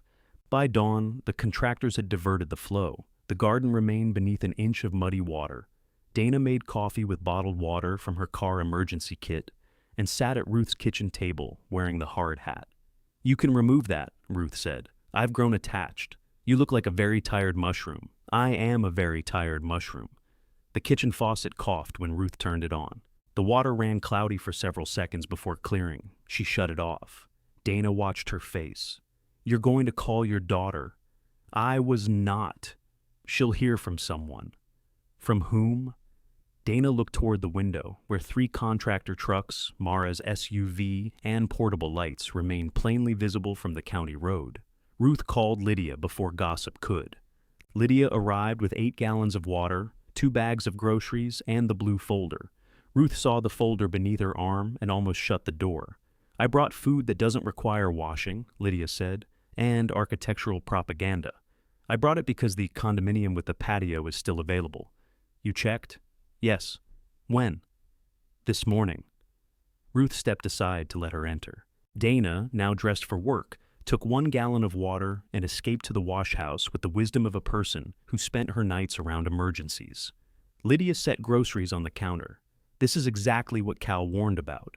Cal warned about construction dust. He warned that you'd be isolated in the middle of a work site. I called one number and 5 men appeared. That isn't reassuring. The garden flooded. The house did not. The water is contaminated. We don't know that. It came out cloudy. It has done that after storms before. And you think that makes it better? Ruth picked up the folder and handed it back. "Put this in your car. Just look at the place." I looked. "You looked at photographs while you were angry. I am angry now. Should I try again?" Lydia clutched the folder against her chest. "You would rather haul water and live beside bulldozers than admit we had a point. I would rather solve the problem I have than move into the solution you chose without me. This isn't about winning. Then stop trying to collect your prize." Lydia's eyes filled so suddenly that Ruth's anger lost its balance. "I am scared," Lydia said. "Do you understand that? I drive past and half the farm is gone. There are machines everywhere. You rented a building to someone I've never met. Now your water is brown, and every time I ask whether you're safe, you act like safety is a plot against you." Ruth set the grocery bag upright. A can rolled inside it. "I understand," she said. "No, you don't. I do. But your fear cannot become my address." Lydia turned away. She carried the folder back to her car, then returned for the groceries she had apparently decided not to leave. Ruth placed a hand on the bag. "The food can stay." Lydia let go. "Call me when the test comes back. I will. And don't drink from the tap." "I won't." The orders still grated, but beneath them Ruth could feel the frightened daughter who had sat beside Walter through appointments, memorizing every warning because warnings were easier than helplessness.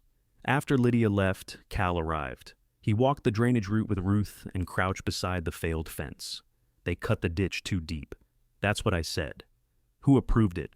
"I don't know. I'll call the developer. Mara is the developer. She's the coordinator. She is coordinating." Cal looked toward Mara, who was speaking with the supervisor. "You trust her?" "I trust her to know I write things down." "That's not trust." It is the useful portion. He wanted to stay and argue with the contractor. Ruth sent him home after he admitted Tina had slept at her sister's house for 3 nights. She says she needs space, he said. Then standing in my mud won't help. I can do both. You've been doing both for years. Go talk to your wife. He left reluctantly, carrying red mud onto the floorboard of his truck.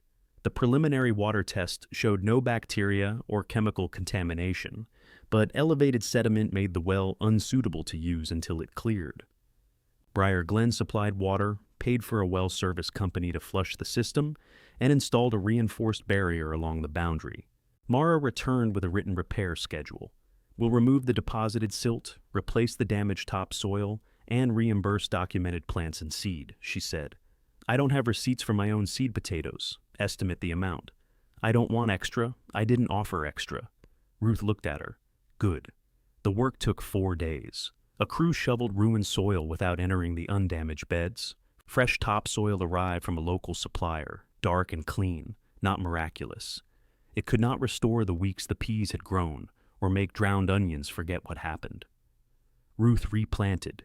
Dana helped, after sleeping through the afternoon. She worked 1 row in hospital clogs until Ruth made her change shoes. Eli brought compost. Jean donated onion sets only after Ruth agreed to let him call them damaged store stock. Mara stopped at the gate near sunset. She remained outside, holding a clipboard. Water's clear, Ruth told her. I received the report. Garden will live. I'm glad. Ruth pressed soil around an onion. You can come in. Mara entered the garden without opening her notebook. She knelt at the end of the row, accepted a trowel from Dana, and planted 6 onions before her phone rang. She stood, wiped her hands, and returned to the construction site. No one called it an apology. Ruth preferred it that way. Apologies were often designed to end a problem. The new onions, small and stubborn beneath the dirt, had only begun theirs. The replanted onions came up unevenly. Ruth blamed the imported topsoil. Jean blamed the late planting. Dana suggested the onions were still recovering emotionally from being discussed so much. By June, the garden looked whole to anyone who had not seen the flood. Beans climbed their strings. Tomato plants thickened against their cages. The repaired drainage channel held through 2 hard storms, and Mara sent Ruth photographs after every inspection without being asked. Construction moved outward from the old barn site. Roads appeared first as wide cuts of compacted stone. Sewer pipe lay in blue-green stacks across the north field. The decorative pond became a rectangular hole filled with rainwater and 1 confused heron. Ruth took the long way home from Barlow's, so she would not have to see the farm from the county road every day. She told herself the alternate route had less traffic. It added 11 minutes and passed nothing but a tire shop and a church with a sign that changed its message every Monday. Jean noticed when she began arriving with extra mileage on her odometer. You avoiding the site? He asked. I'm supporting the tire shop. They sell tires. Exactly. He did not press. Cal came to supper on a Tuesday without calling. Ruth heard his truck after 7 and looked through the kitchen window before opening the door. A duffel bag sat on the passenger seat. He stood on the porch in work clothes she did not recognize. His shirt bore the name of an agricultural equipment dealership near Nashville. The patch above the pocket said CAL, as if he might forget. You got a job, Ruth said, 3 weeks ago. You kept that quiet. I wanted to see if I could stand it. Can you? Ask me in another 3. She let him in. He took his usual chair at the kitchen table, though there was no place set for him. Ruth had eaten early. She warmed leftover meatloaf, boiled 2 potatoes, and sliced the last of a cucumber Dana had bought because Ruth's were not ready. Cal ate half the plate before speaking again. Tina wants me out of the house for a while. Ruth sat across from him. How long? She didn't give me a schedule. What did she give you? A suitcase? The duffel? Same principle. He pushed a piece of potato through the gravy. She says she can't figure out what she wants while I'm there trying to fix everything. Are you trying to fix everything? I fixed the sink. Was it broken? It dripped. Ruth leaned back. That may be her point. Cal's mouth twitched, then flattened. Can I stay here? There it was. Not beneath the meatloaf, not after coffee, but close enough. For how long? Ruth asked. A week, maybe 2. You have a house Tina wants me out of. You also received money from the sale. I'm not asking you for money. No. You're asking for a room, meals, laundry, and somebody to tell you Tina will come around. I can do my own laundry. Where? He looked toward the mudroom. In my machine. Cal put down his fork. You rented the wash house to a stranger, but your own son can't sleep upstairs for 2 weeks? Dana pays rent and leaves after 3 to 6 months. So she came with an agreement. You came with a bag and an argument. He stared at her as if waiting for the softer sentence that usually followed. Ruth felt it forming. She could offer 3 nights. She could tell herself Tina needed space, Cal needed his mother, and the spare room was empty. She could change the sheets while he finished eating and wake tomorrow with his boots by the door, his coffee cup in the sink, and his marriage waiting in her kitchen for her to carry. I love you, she said. You cannot stay here. Cal stood so abruptly his chair scraped backward. Unbelievable. Sit down. I'm not 12. Then stop trying to leave because you didn't get your way. His face reddened. For a moment she thought he would go. Instead, he righted the chair and sat. Ruth folded her hands. Your father and I gave you the working farm. You sold it because you said you needed to start over. I kept One-Acre because I need a place that belongs to my life now. It cannot become the room everybody returns to when starting over hurts. I have nowhere to go. You can afford a motel. For weeks, you work with 6 men. One of them knows of a furnished room, a trailer, or somebody needing a house sitter. You want me sleeping in a stranger's basement. I want you solving this before I solve it for you. Cal looked toward the dark window. Light shone through Dana's curtains. You solved it for her. She solved something for me, too. The answer silenced him. After a while, he resumed eating. Ruth sliced another cucumber. Neither apologized. Why didn't you tell Tina about the debt? She asked. Cal chewed slowly. She wanted me to quit farming after Dad died. And you didn't. I told her 1 more season. Then the season was bad. I told her the next would cover it. You told everyone the next would cover it. I believed it when I said it. What did you believe the 5th time? He looked exhausted beneath the kitchen light, that if I stopped, all the years before it would turn into a mistake. Ruth understood too well to offer him the comfort of pretending she did not. Losing it doesn't mean you were wrong to love it, she said. What does it mean? That loving a thing and running it well aren't the same skill. He gave a quiet laugh without humor. You saved that one for me? No, I learned it during your father's beekeeping period. Walter had kept 3 hives, produced less than 4 jars of honey, and been stung in places he refused to describe. Cal remembered. His shoulders loosened. Ruth let him use the telephone. The service manager at his new job knew a divorced parts clerk with a furnished room above his garage. Cal could look at it in the morning. He spent that night at a motel and left his duffel in the truck. At the door, Ruth handed him the remaining meatloaf in a plastic container. I thought I wasn't getting meals, he said. You already earned this one by listening. He hugged her unexpectedly. Cal had inherited Walter's manner of hugging, as if restraining a person during turbulence. Ruth held him until he released her, then watched his truck leave. Dana stood on the wash house porch holding her cartoon lung mug.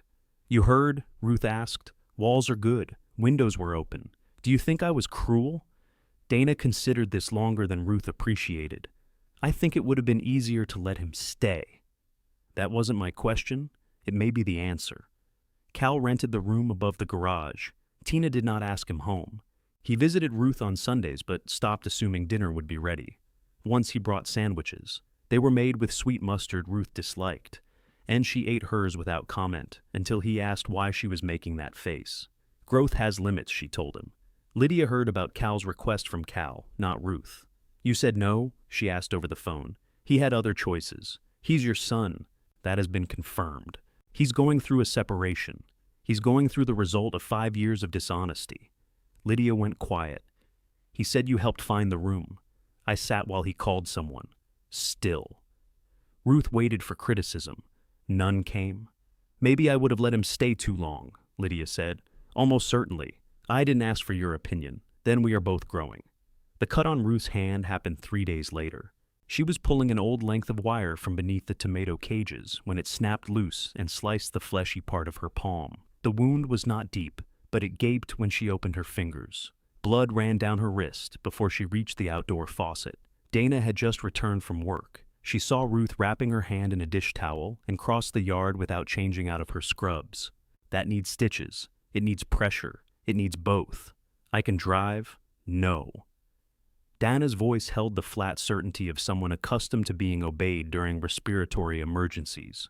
Ruth allowed herself to be put into the passenger seat. At urgent care, the receptionist pushed a form across the counter. Emergency contact? Dana Brooks, Ruth said. Dana looked up. You're here, Ruth told her. That's a low standard. It's the most relevant one. Ruth added Lydia as the secondary contact and gave both numbers. The cut required 5 stitches and a tetanus booster. Dana stood behind the curtain while a physician assistant cleaned the wound, making unhelpful remarks about Ruth's blood pressure whenever the needle appeared. Ruth called Lydia from the parking lot. I'm fine, she began. What happened? Nothing worth that tone. Lydia arrived at the farmhouse 40 minutes later, with bandages, antibiotic ointment, and anger held together by fear. Dana was helping Ruth cover the stitches before they washed the blood from the outdoor faucet. You took her to urgent care? Lydia asked. Yes, Dana said. You could have called me. I asked her, Ruth said. She said to call after. Lydia looked at the white bandage around Ruth's hand. You needed stitches. 5, not a transplant. Dana excused herself to sleep, leaving them beneath the pecan trees. Lydia unpacked the medical supplies on the porch table. The clinic sent an update to the portal. It says Dana is your emergency contact. She lives here. I live 12 minutes away. She was 12 seconds away. You could have listed me first. I listed the person most likely to know whether I am home, at work, or lying beneath a tomato cage. Lydia pressed both hands against the table. You've known her a few months. This is not a ranking of love. That's what people say when they've changed the ranking. Ruth almost answered sharply. Then she saw how Lydia was looking at the wash house, not with suspicion now, but with the naked fear of someone watching her place in a family being occupied. Dana did not replace you, Ruth said. She is nearby. That is useful in an emergency. I used to be useful. The words were barely audible. Ruth sat across from her. You are my daughter. That doesn't answer me. No, it doesn't. Lydia had built much of her love around usefulness. She scheduled, carried, reminded, corrected, and arrived with bags. If Ruth no longer needed those things, Lydia did not yet know what shape her love should take. You don't have to earn your place by managing me, Ruth said. Lydia laughed once, painfully. Easy for you to say. You made usefulness the family religion. Ruth opened her mouth. Walter's appointments, Cal's loans, Sunday dinners, every crisis she had solved while quietly keeping the receipt. She closed it again. That may be true, she said. Lydia's anger faltered. Neither woman knew what to do with Ruth's admission. They sat while construction machinery groaned beyond the stakes, and Dana's air conditioner hummed in the wash-house window. At last, Lydia picked up the antibiotic ointment. The clinic said twice a day? Yes. May I look at it tomorrow? Ruth held out her bandaged hand. You may call first. Lydia nodded. The next morning, she did. Then she came without a bag, a folder, or a plan. For 20 minutes, she sat on the porch and drank coffee. Ruth resisted offering her a task. It was harder than either of them expected. Lydia lasted 9 minutes before reaching for the broom. It leaned against the porch wall within easy reach, its bristles full of construction dust. She glanced at it twice, curled her fingers around her coffee mug, and forced herself to stay seated. Ruth noticed because she was trying equally hard not to say anything about the dust. At 12 minutes, Lydia asked, Does the porch always get this dirty now? Yes. Another 4 minutes passed. You could sweep after I leave, Ruth said. I wasn't going to. You were planning to think about it forcefully. Lydia looked at the broom. It's right there. Life is cruel. They finished their coffee while talking about Jean's printer, the clinic bill, and a restaurant Lydia had tried with a coworker. No one solved anything. When Lydia left, Ruth found herself oddly tired. She swept the porch alone. The roads beyond the acre turned black one section at a time. Asphalt arrived in steaming truckloads. Curbs followed, then sidewalks, streetlights, and rows of young maples tied to stakes. The old slope behind the garden became Hawthorne Bend. The north field became Mercer Ridge Drive, a choice Ruth learned about from a green street sign. She called Mara. Did you name a road after us? I did not. Somebody did. Marketing chose the names. Tell marketing that Walter hated being called a ridge. Mara was silent for a moment. I'll pass that along exactly. Don't change it. The sign remained. Ruth complained about it for 2 weeks, then used it when giving customers directions to her tomato table. The table began with 12 extra plants. Gene had ordered too many seedlings, though Ruth suspected he was lying. The plants had outgrown their cell trays and would become unsellable within days. He offered them to her at cost. "I don't need 12 tomatoes. You know people. I know people who already planted tomatoes where they shouldn't. Those are customers." Ruth brought the seedlings home and set them near the driveway beneath a handwritten sign, "Tomato plants. $3, no promises." 2 construction workers bought the first 4. Dana bought one despite living 32 yards from Ruth's garden. "You can have tomatoes when mine grow," Ruth said. "I want to make my own mistakes. That will be $3. By Saturday, all 12 were gone. A week later, Ruth added basil, mint, and packets of dried herbs from the previous season. She kept the money in a blue tin beneath the table and trusted people to make change. Some did. Some left extra. One man took a basil plant without paying, then returned the next morning with $5 and a confession that his wife had asked where it came from. They moved in before the neighboring lawns had been laid. Arthur appeared at Ruth's table wearing spotless gardening gloves. "What grows well in this soil?" he asked. "Construction debris." He glanced at the narrow rectangle behind his house. "They put down topsoil." "How much?" "I don't know." "Then they put down enough for you to see." He bought 2 herb plants and returned 3 days later because both looked ill. Ruth walked with him to his yard. The soil beneath the dark top layer was compacted hard enough that her trowel bounced. "You're watering a dinner plate," she said. "Nothing is going down." Arthur frowned. The landscaper said it was prepared. The landscaper also planted that tree too deep. He's licensed. So are fishermen. Renee, watching from the patio, laughed loudly enough to offend Arthur on behalf of his entire profession. Ruth showed him how to loosen the soil and mix in compost. He took notes on his telephone. When he asked what he owed, Ruth told him to bring his receipts at tax time.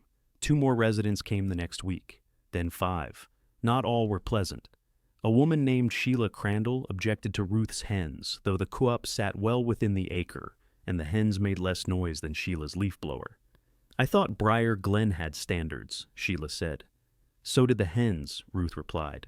"They've adjusted." Sheila complained to community relations. Mara arrived holding the complaint and looking tired. "Your hens are permitted," she said. "I know. There's no rooster. I know that too. The coop is on your property. You're doing well." Mara lowered the paper. "I came because Mrs. Crandall says you threatened her. I said the hens would recognize her if she returned." "What does that mean?" "They recognize people." "Was it intended as a threat?" "Only if she plans to steal eggs." Mara rubbed her forehead. "I'm moving to the home construction phase next month." "Promotion?" "Escape." Ruth poured iced tea. Mara accepted this time. They sat beneath the pecan trees while nail guns snapped beyond the hedge Ruth had begun planting along the eastern boundary. The shrubs were small and unimpressive, but Eli said they would fill in within 3 years. Ruth had learned to respect anything willing to improve slowly. Mara watched Arthur cross his yard, carrying compost. "People keep asking our landscaping office questions about vegetable beds," she said. "Tell them not to plant in 6 inches of dirt spread over stone. They don't like that answer. Truth has poor customer service. What if you held a gardening session?" Ruth put down her glass. "For Briar Glen? For the residents? So you can advertise the old farmer teaching the subdivision how to grow tomatoes?" "I didn't say anything about advertising." "You thought it." Mara met her eyes. "Marketing suggested photographs of you beside the original homestead. I told them no before I came." Ruth's anger paused, deprived of its expected work. "Why?" "Because you aren't a feature included with the houses." Ruth looked toward the street named for her family without permission. "What kind of session?" she asked. "An hour. Soil, planting, whatever you choose. People bring questions. Where?" "Here, if you agree. Not inside. Outside. No photographs." "I'll put it in writing. No matching shirts." "I hadn't considered shirts. Someone always does." Mara smiled fully for the first time. It changed her face, making her look younger and far more tired. They called it a garden exchange because Ruth refused to call it a class. 11 adults came to the first one, carrying cuttings, seed packets, jars, and plants they could not identify. Dana set out coffee beside the wash house. Eli brought a wheelbarrow of compost and spent most of the hour correcting people who called it dirt. Arthur arrived with a spreadsheet. What is that? Ruth asked. Planting intervals. Put it away. It calculates harvest windows. Arthur, he put it away. Ruth showed them how to feel whether soil was too wet, how to pinch basil without weakening the plant, and why mulch should not be piled against tree trunks. Sheila Crandall attended but stood at the edge with her arms folded. Near the end, she offered a tray of rosemary cuttings. Ruth took one. Neither mentioned the hens. The gathering continued monthly. There were no fees. People traded what they had. And Ruth sold starts from the driveway tables to anyone who wanted more. The money paid for seed, replacement tools, and once, without apology, a pair of shoes with proper arch support. Dana extended her lease another 3 months. The hospital asked me to stay through winter, she said. And you want to? I've become responsible for a tomato. You've neglected it. It's establishing independence. Ruth drew up the extension. Dana signed at the kitchen table, then placed an envelope beside the agreement. What's that? My share of the increased electricity. Rent includes utilities. My air conditioner has been running every day because your construction friends enjoy hammering while I sleep. They are not my friends. You planted onions with one of them. Mara is one person. Take the money. No. Dana slid the envelope closer.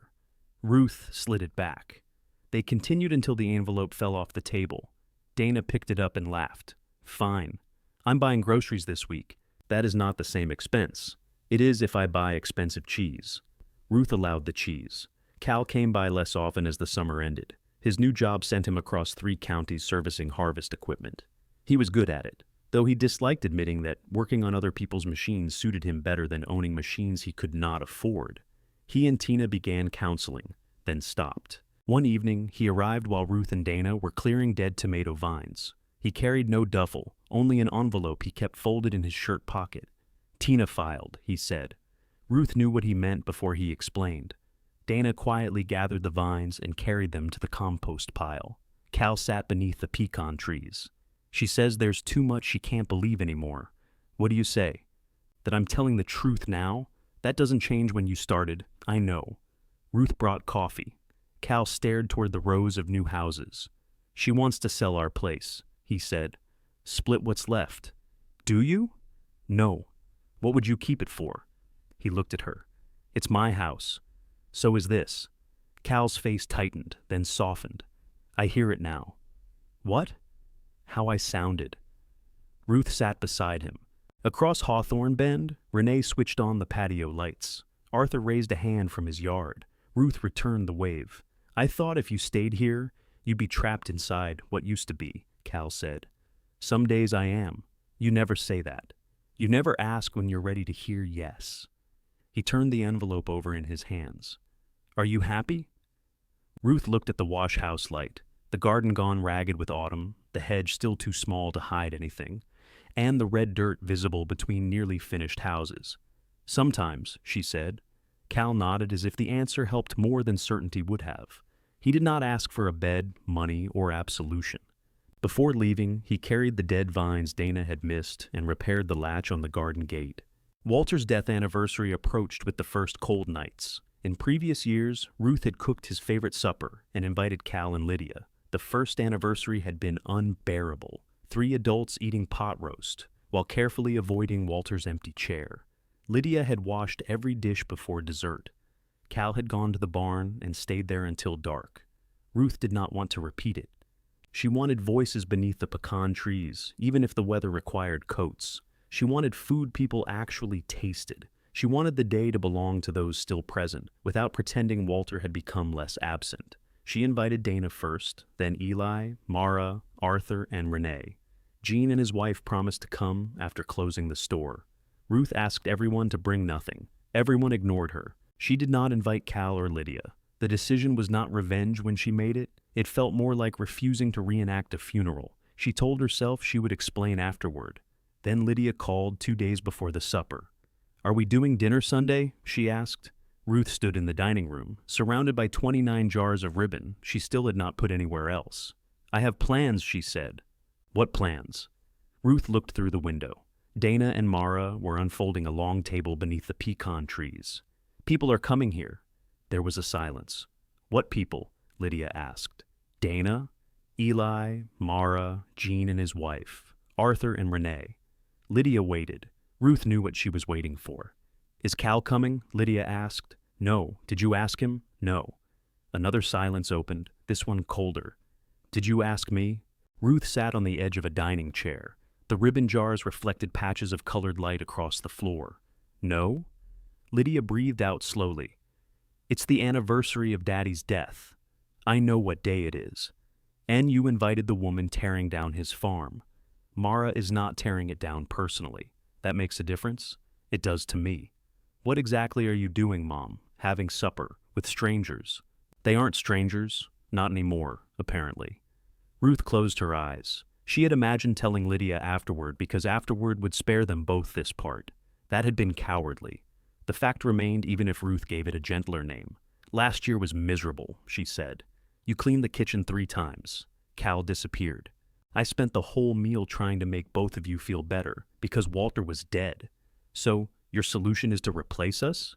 No, it certainly has a theme. Ruth could hear Lydia moving, the soft thump of a cabinet closing in the background. I wanted a different kind of evening. You wanted us to know you had a different family. I didn't say that. You didn't have to. Ruth looked outside. Dana and Mara had opened the table's folding legs and were arguing about which end sank into the ground. Neither could hear the telephone conversation through the glass. I should have told you earlier, Ruth said. You should have invited us. Maybe. Maybe. I don't want another supper where everybody waits for me to bless what happened. This isn't about the farm. It is in this house. Lydia's voice sharpened. Cal had no choice. He had choices. He didn't have good ones. You know what I mean? Yes, and you know what I mean. Fine, Lydia said. Have a wonderful time. The call ended. Ruth continued holding the telephone until the empty line began beeping. Dana came in without knocking, which told Ruth she had watched through the window. You okay? She asked. I believe my daughter just wished me a wonderful time. That bad? She pronounced every word. Dana moved 2 ribbon jars aside and sat across from her. Are they going to show up? No. You certain? No. Ruth picked at the edge of a label on one jar. It said gold, though the jar contained blue ribbon. I wasn't trying to hurt them, she said. Dana studied the mislabeled jar. Not entirely. Ruth looked up. You wanted a different supper, Dana said. You also wanted to choose who sat at your table. That choice hurts people who assume the chairs belong to them. Whose side are you on? The side that has to help carry this table. You're not very good at loyalty. I'm excellent at it. I just don't confuse it with agreement. Ruth wanted to be offended. Instead, she laughed once. Dana stood. Are we canceling? No. Then come tell Mara her end of the table is sinking. The afternoon turned bright and cold. Eli leveled the table with 2 pieces of old platform board Cal had left behind. Renee brought lanterns for the pecan branches. Arthur arrived with a printed seating plan, which everyone ignored. Jean and his wife Dottie carried enough rolls for twice the number of guests. Mara brought a salad in a bowl she admitted purchasing that morning because she owned nothing large enough to serve food in. Ruth made chicken and dumplings rather than pot roast. Walter had disliked chicken and dumplings. He called them wet biscuits and ate 2 bowls whenever she made them. The memory pleased her because it contained his foolishness instead of his suffering. She set Walter's rusted dinner bell near the end of the table. It had once hung behind the kitchen, used to call people from the fields before mobile phones. After the construction dust became constant, Ruth moved it nearer the garden and polished only the handle. The iron body remained brown with age. You ringing that? Jean asked. If you don't stop stealing rolls, I'm checking quality. You've checked 4. Quality varies. By sunset, everyone wore coats. Steam rose from the serving dishes. The young hedge along the boundary disappeared into darkness, leaving the new houses beyond it visible through bare branches. Porch lights came on one by one along Hawthorne Bend. Ruth looked around the table. Dana sat at her right, her cartoon lung mug beside a wine glass. Eli had already loosened the scarf around his neck because he claimed eating required unrestricted circulation. Mara was listening, while Arthur explained why the garden exchange needed a shared spreadsheet. Renee mouthed, "Save us," across the table. The fullness of the moment frightened Ruth. Happiness had become a thing she distrusted because she knew how quickly it could expose the exact shape of what was missing. She lifted her glass. I was told to prepare remarks, she said. By whom? Eli asked. Arthur. Arthur adjusted his napkin. I suggested some structure. I ignored him. That has been the group's consistent response. Ruth waited for the laughter to settle. I didn't want today to be quiet, she said. It was quiet last year. I've had enough quiet to know it isn't always peaceful. Headlights swung into the drive. A truck stopped beyond the garden. Ruth knew Cal's engine before he opened the door. No one spoke as he approached the table. He wore his dealership jacket and held no food, flowers, or anything else that might explain his arrival as planned. His gaze moved from Eli to Mara, then across the residence of Briar Glen. What is this? He asked. Ruth set down her glass. Supper? On Dad's anniversary. Yes, with them. Arthur began to rise. Renee touched his sleeve and kept him seated. Cal pointed at Mara. She works for the company that bought the farm. I know who she is. Did you invite Lydia? No. His face changed. Until then, some part of him had apparently believed Lydia had been included and kept the knowledge from him. You invited the developer and not your own children? Mara is not the developer. Will you stop saying that, like it matters? It matters to Mara. Mara stood. I can go. No, Ruth said. Maybe everybody should, Cal replied. Eli rose slowly. Careful. Cal turned on him. You too? You worked for Dad. Now you sit here eating while they build houses over everything? I'm sitting on Ruth's acre, Eli said. She invited me. She shouldn't have to invite us. The words hung in the cold air. A car entered the drive behind Cal's truck. Lydia parked badly, one wheel on the grass. She came toward them carrying the blue folder. Ruth almost admired the consistency. Lydia stopped when she saw Cal. You called him? No, Ruth said. I called her, Cal said. Of course you did, Ruth murmured. Lydia looked at the table, taking in every face. Hurt hardened her features one detail at a time. The lanterns, the serving bowls, Dana in the place beside Ruth. So it's true, she said. I told you it was. You made it sound like a few people dropping by. There are 8, 9, Arthur said before Renee elbowed him. Lydia held up the folder. Were you planning to tell them the whole story? Or just the part where your greedy children abandoned you in the middle of a subdivision? No one here called you greedy. You didn't have to. Look at this. She swept one hand toward the lights and table. Ruth saw the scene as Lydia did. Warm food beneath trees that had belonged to Walter. Strangers occupying an anniversary the family had once assumed was theirs. The exclusion was real. Ruth could not make it innocent merely because her reasons were good. I should have told you sooner, Ruth said. You shouldn't have done it. That is not yours to decide. There, Lydia said to Cal. That's all she says now. Her house, her acre, her decision. Because it is, Ruth replied. And we're what?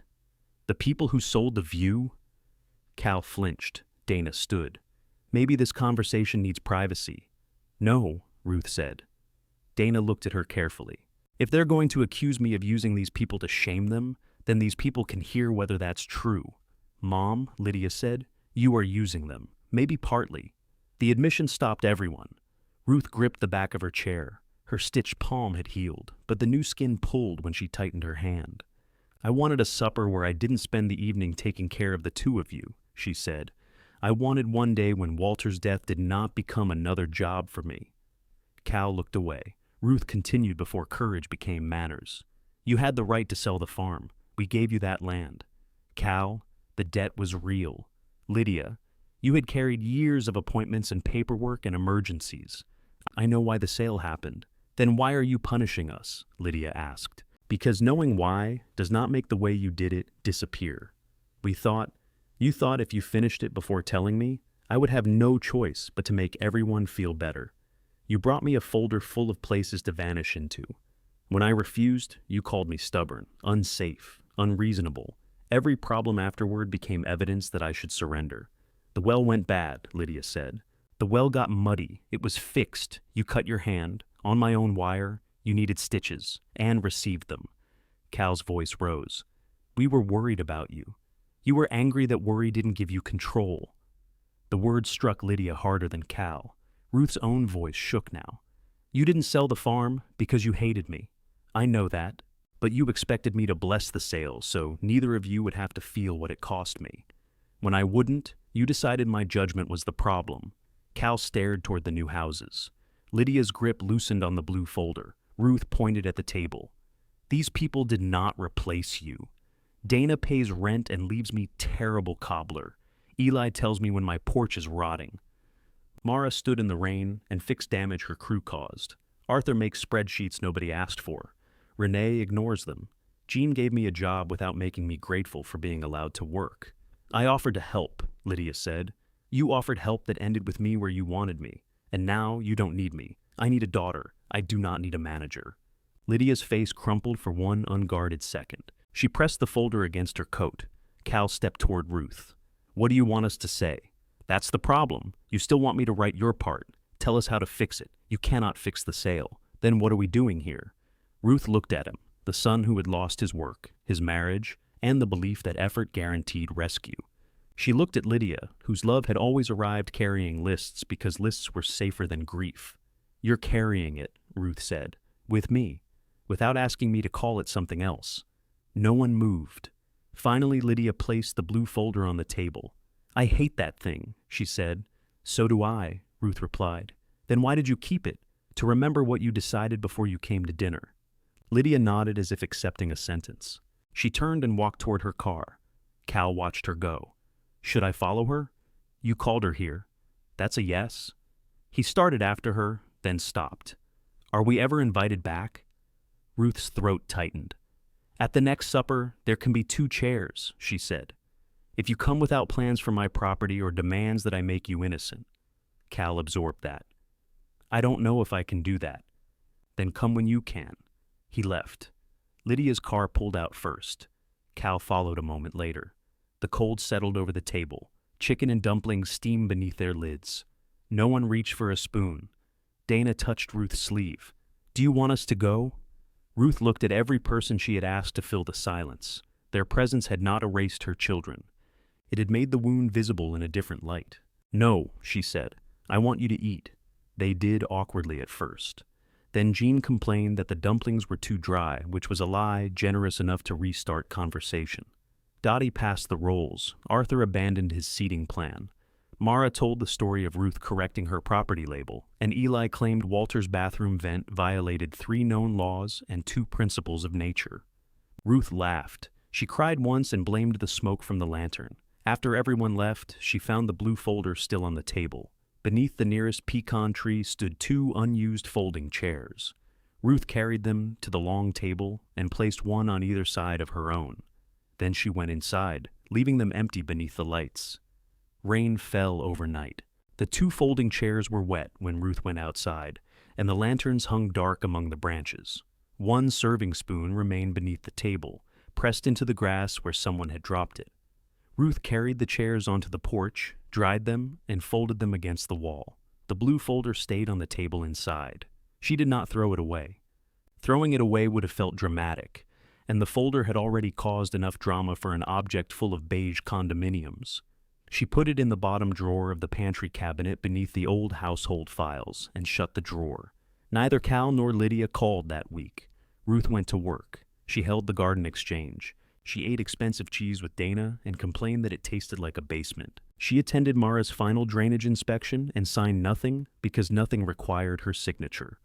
Ordinary life continued with an offensiveness Ruth almost admired. On Sunday, she cooked too much chicken. She packed half into the freezer before she could offer it to anyone. On Tuesday, Cal's truck slowed on Mercer Ridge Drive. It did not turn into the drive. On Thursday, Lydia called. Are you home Saturday afternoon? She asked. Yes. May I come by? The question sounded unnatural in her mouth. Yes. I have 2 bins from the accountant. He's finished with them. All right. Do you want them? I don't know what's in them. We could look. Ruth heard the caution around we. Come after 2, she said. Lydia arrived at 2:12. She knocked through the door stood open behind the screen. Together, they carried the bins to the pantry. The final farm statements filled one. The other held older invoices the accountant no longer needed, but Cal had asked Lydia not to destroy. Where do you want them? Lydia asked. Not in front of the beans. Lydia waited. Ruth pointed to the top shelf. There. They lifted the folders out one by one. Lydia did not reorganize them. When she found a receipt filed upside down, she placed it on the shelf upside down. The effort involved was visible. Afterward, they sat at the kitchen table. I was angry about the supper, Lydia said. I know. I'm still angry. I know that too. Lydia rubbed a pale mark where the plastic bin handle had pressed her palm. But I keep hearing what you said. Which part? The part about making you declare us innocent. Ruth looked toward the pantry. I said more than I needed to. No. You said it in front of people I didn't want hearing it. That is not the same thing. Lydia gave her a reluctant nod. I knew Cal was talking to Briar Glen before you did. He asked me to help with the records. I told myself we couldn't tell you until the debt numbers were final. They were final before you signed. Yes. But you still waited 3 weeks. Yes. Ruth had wanted this admission. Now that it arrived, it did not satisfy anything. It merely took its rightful weight off Ruth and placed some of it onto Lydia. I was afraid you'd stop us, Lydia said. Cal said I couldn't have. You could have made it harder. How? You could have looked at us the way you looked at us afterward. Ruth understood. They had not feared her legal power. They had feared having to act while witnessing what the act cost. I am sorry, Lydia said. Not that the farm was sold. I still think it had to be. I'm sorry we made your ignorance part of the plan. Ruth's eyes burned. That is the first apology you've given me that did not contain a condominium. I'm trying, I know. Lydia looked at her hands. I also used the supper to prove you were cruel. Part of me invited those people because I knew it would hurt you. Lydia looked up. Dana made me admit it, Ruth said. I'm beginning to dislike her less. That will disappoint her. They did not embrace. They drank coffee. Lydia told Ruth about a woman at work who continued microwaving fish despite formal complaints. When she left, she asked before taking a jar of green beans. Cal took longer. He appeared early one Saturday carrying a tape measure and a sheet of graph paper. Ruth met him at the garden gate. What are you measuring? Nothing yet. That's a measuring tape? I wanted to ask whether you need a shed. Ruth looked at the push mower beneath its canvas cover. Her tools occupied one end of the wash house porch, irritating Dana and rusting whenever rain blew sideways. What kind? 8 by 10. Maybe 10 by 12, if we stay inside the setback. We? I have the platform boards. The ones I took before they tore down the machine shed. They're stacked at the place where I'm renting. You've been paying to store old boards? The landlord doesn't charge for that corner. Yet. Cal unfolded the graph paper. He had drawn a simple structure with double doors, 2 windows, and a sloped roof. You drew this? At work during lunch. What will it cost? I have most of the framing. That was not my question. He named the cost of roofing, fasteners, concrete blocks, and windows. Ruth could afford it if she used the tomato money and part of Dana's rent. I will pay materials, she said. I can pay for the roof.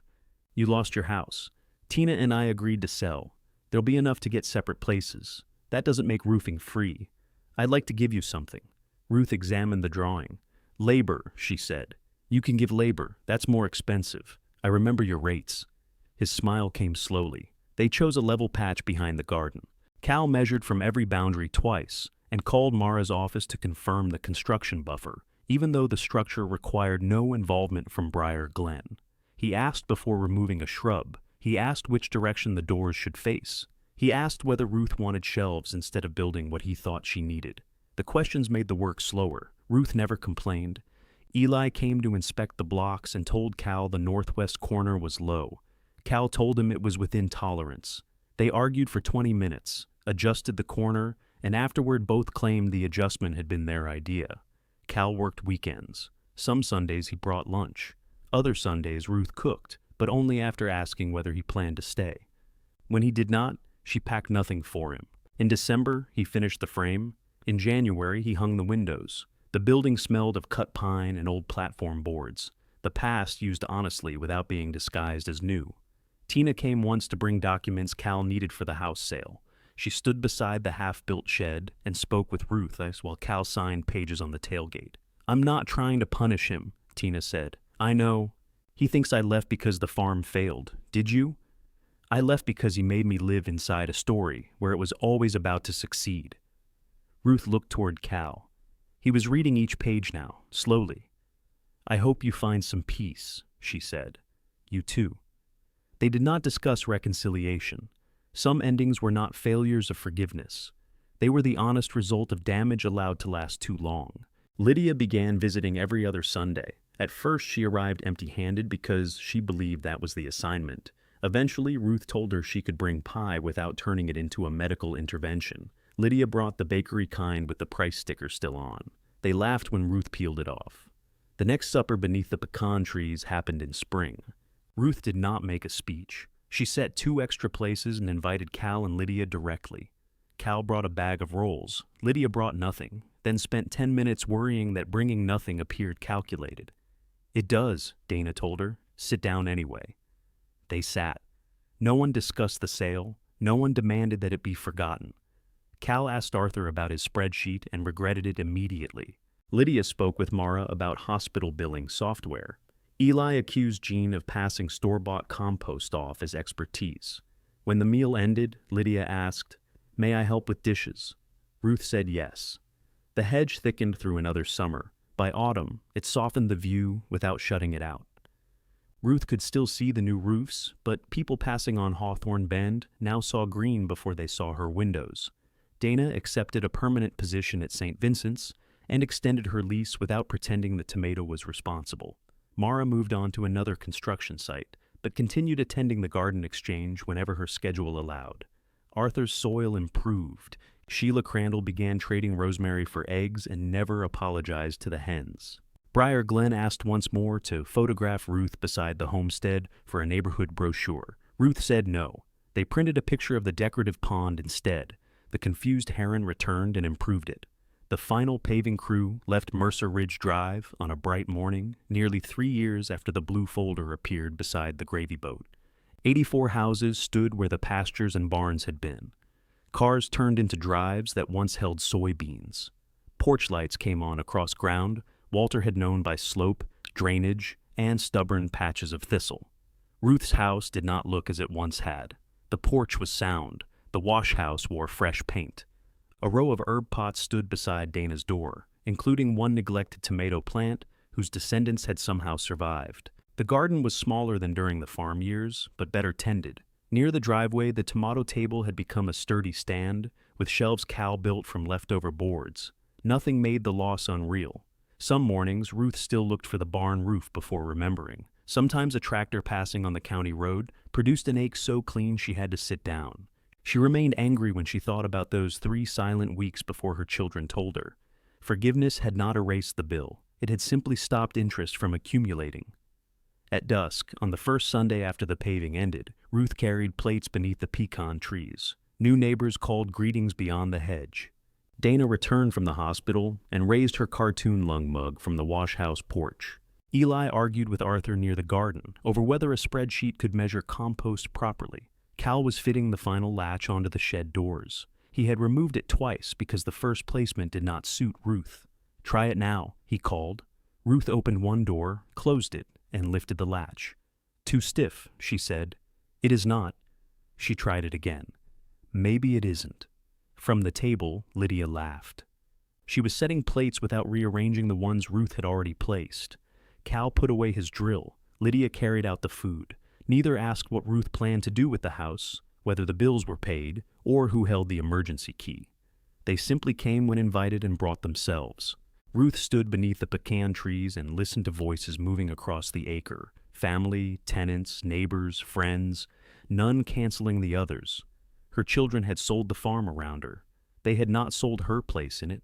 When Cal and Lydia reached the table, Ruth took the chair between them, and the One-Acre homestead held everyone she had chosen to let back in.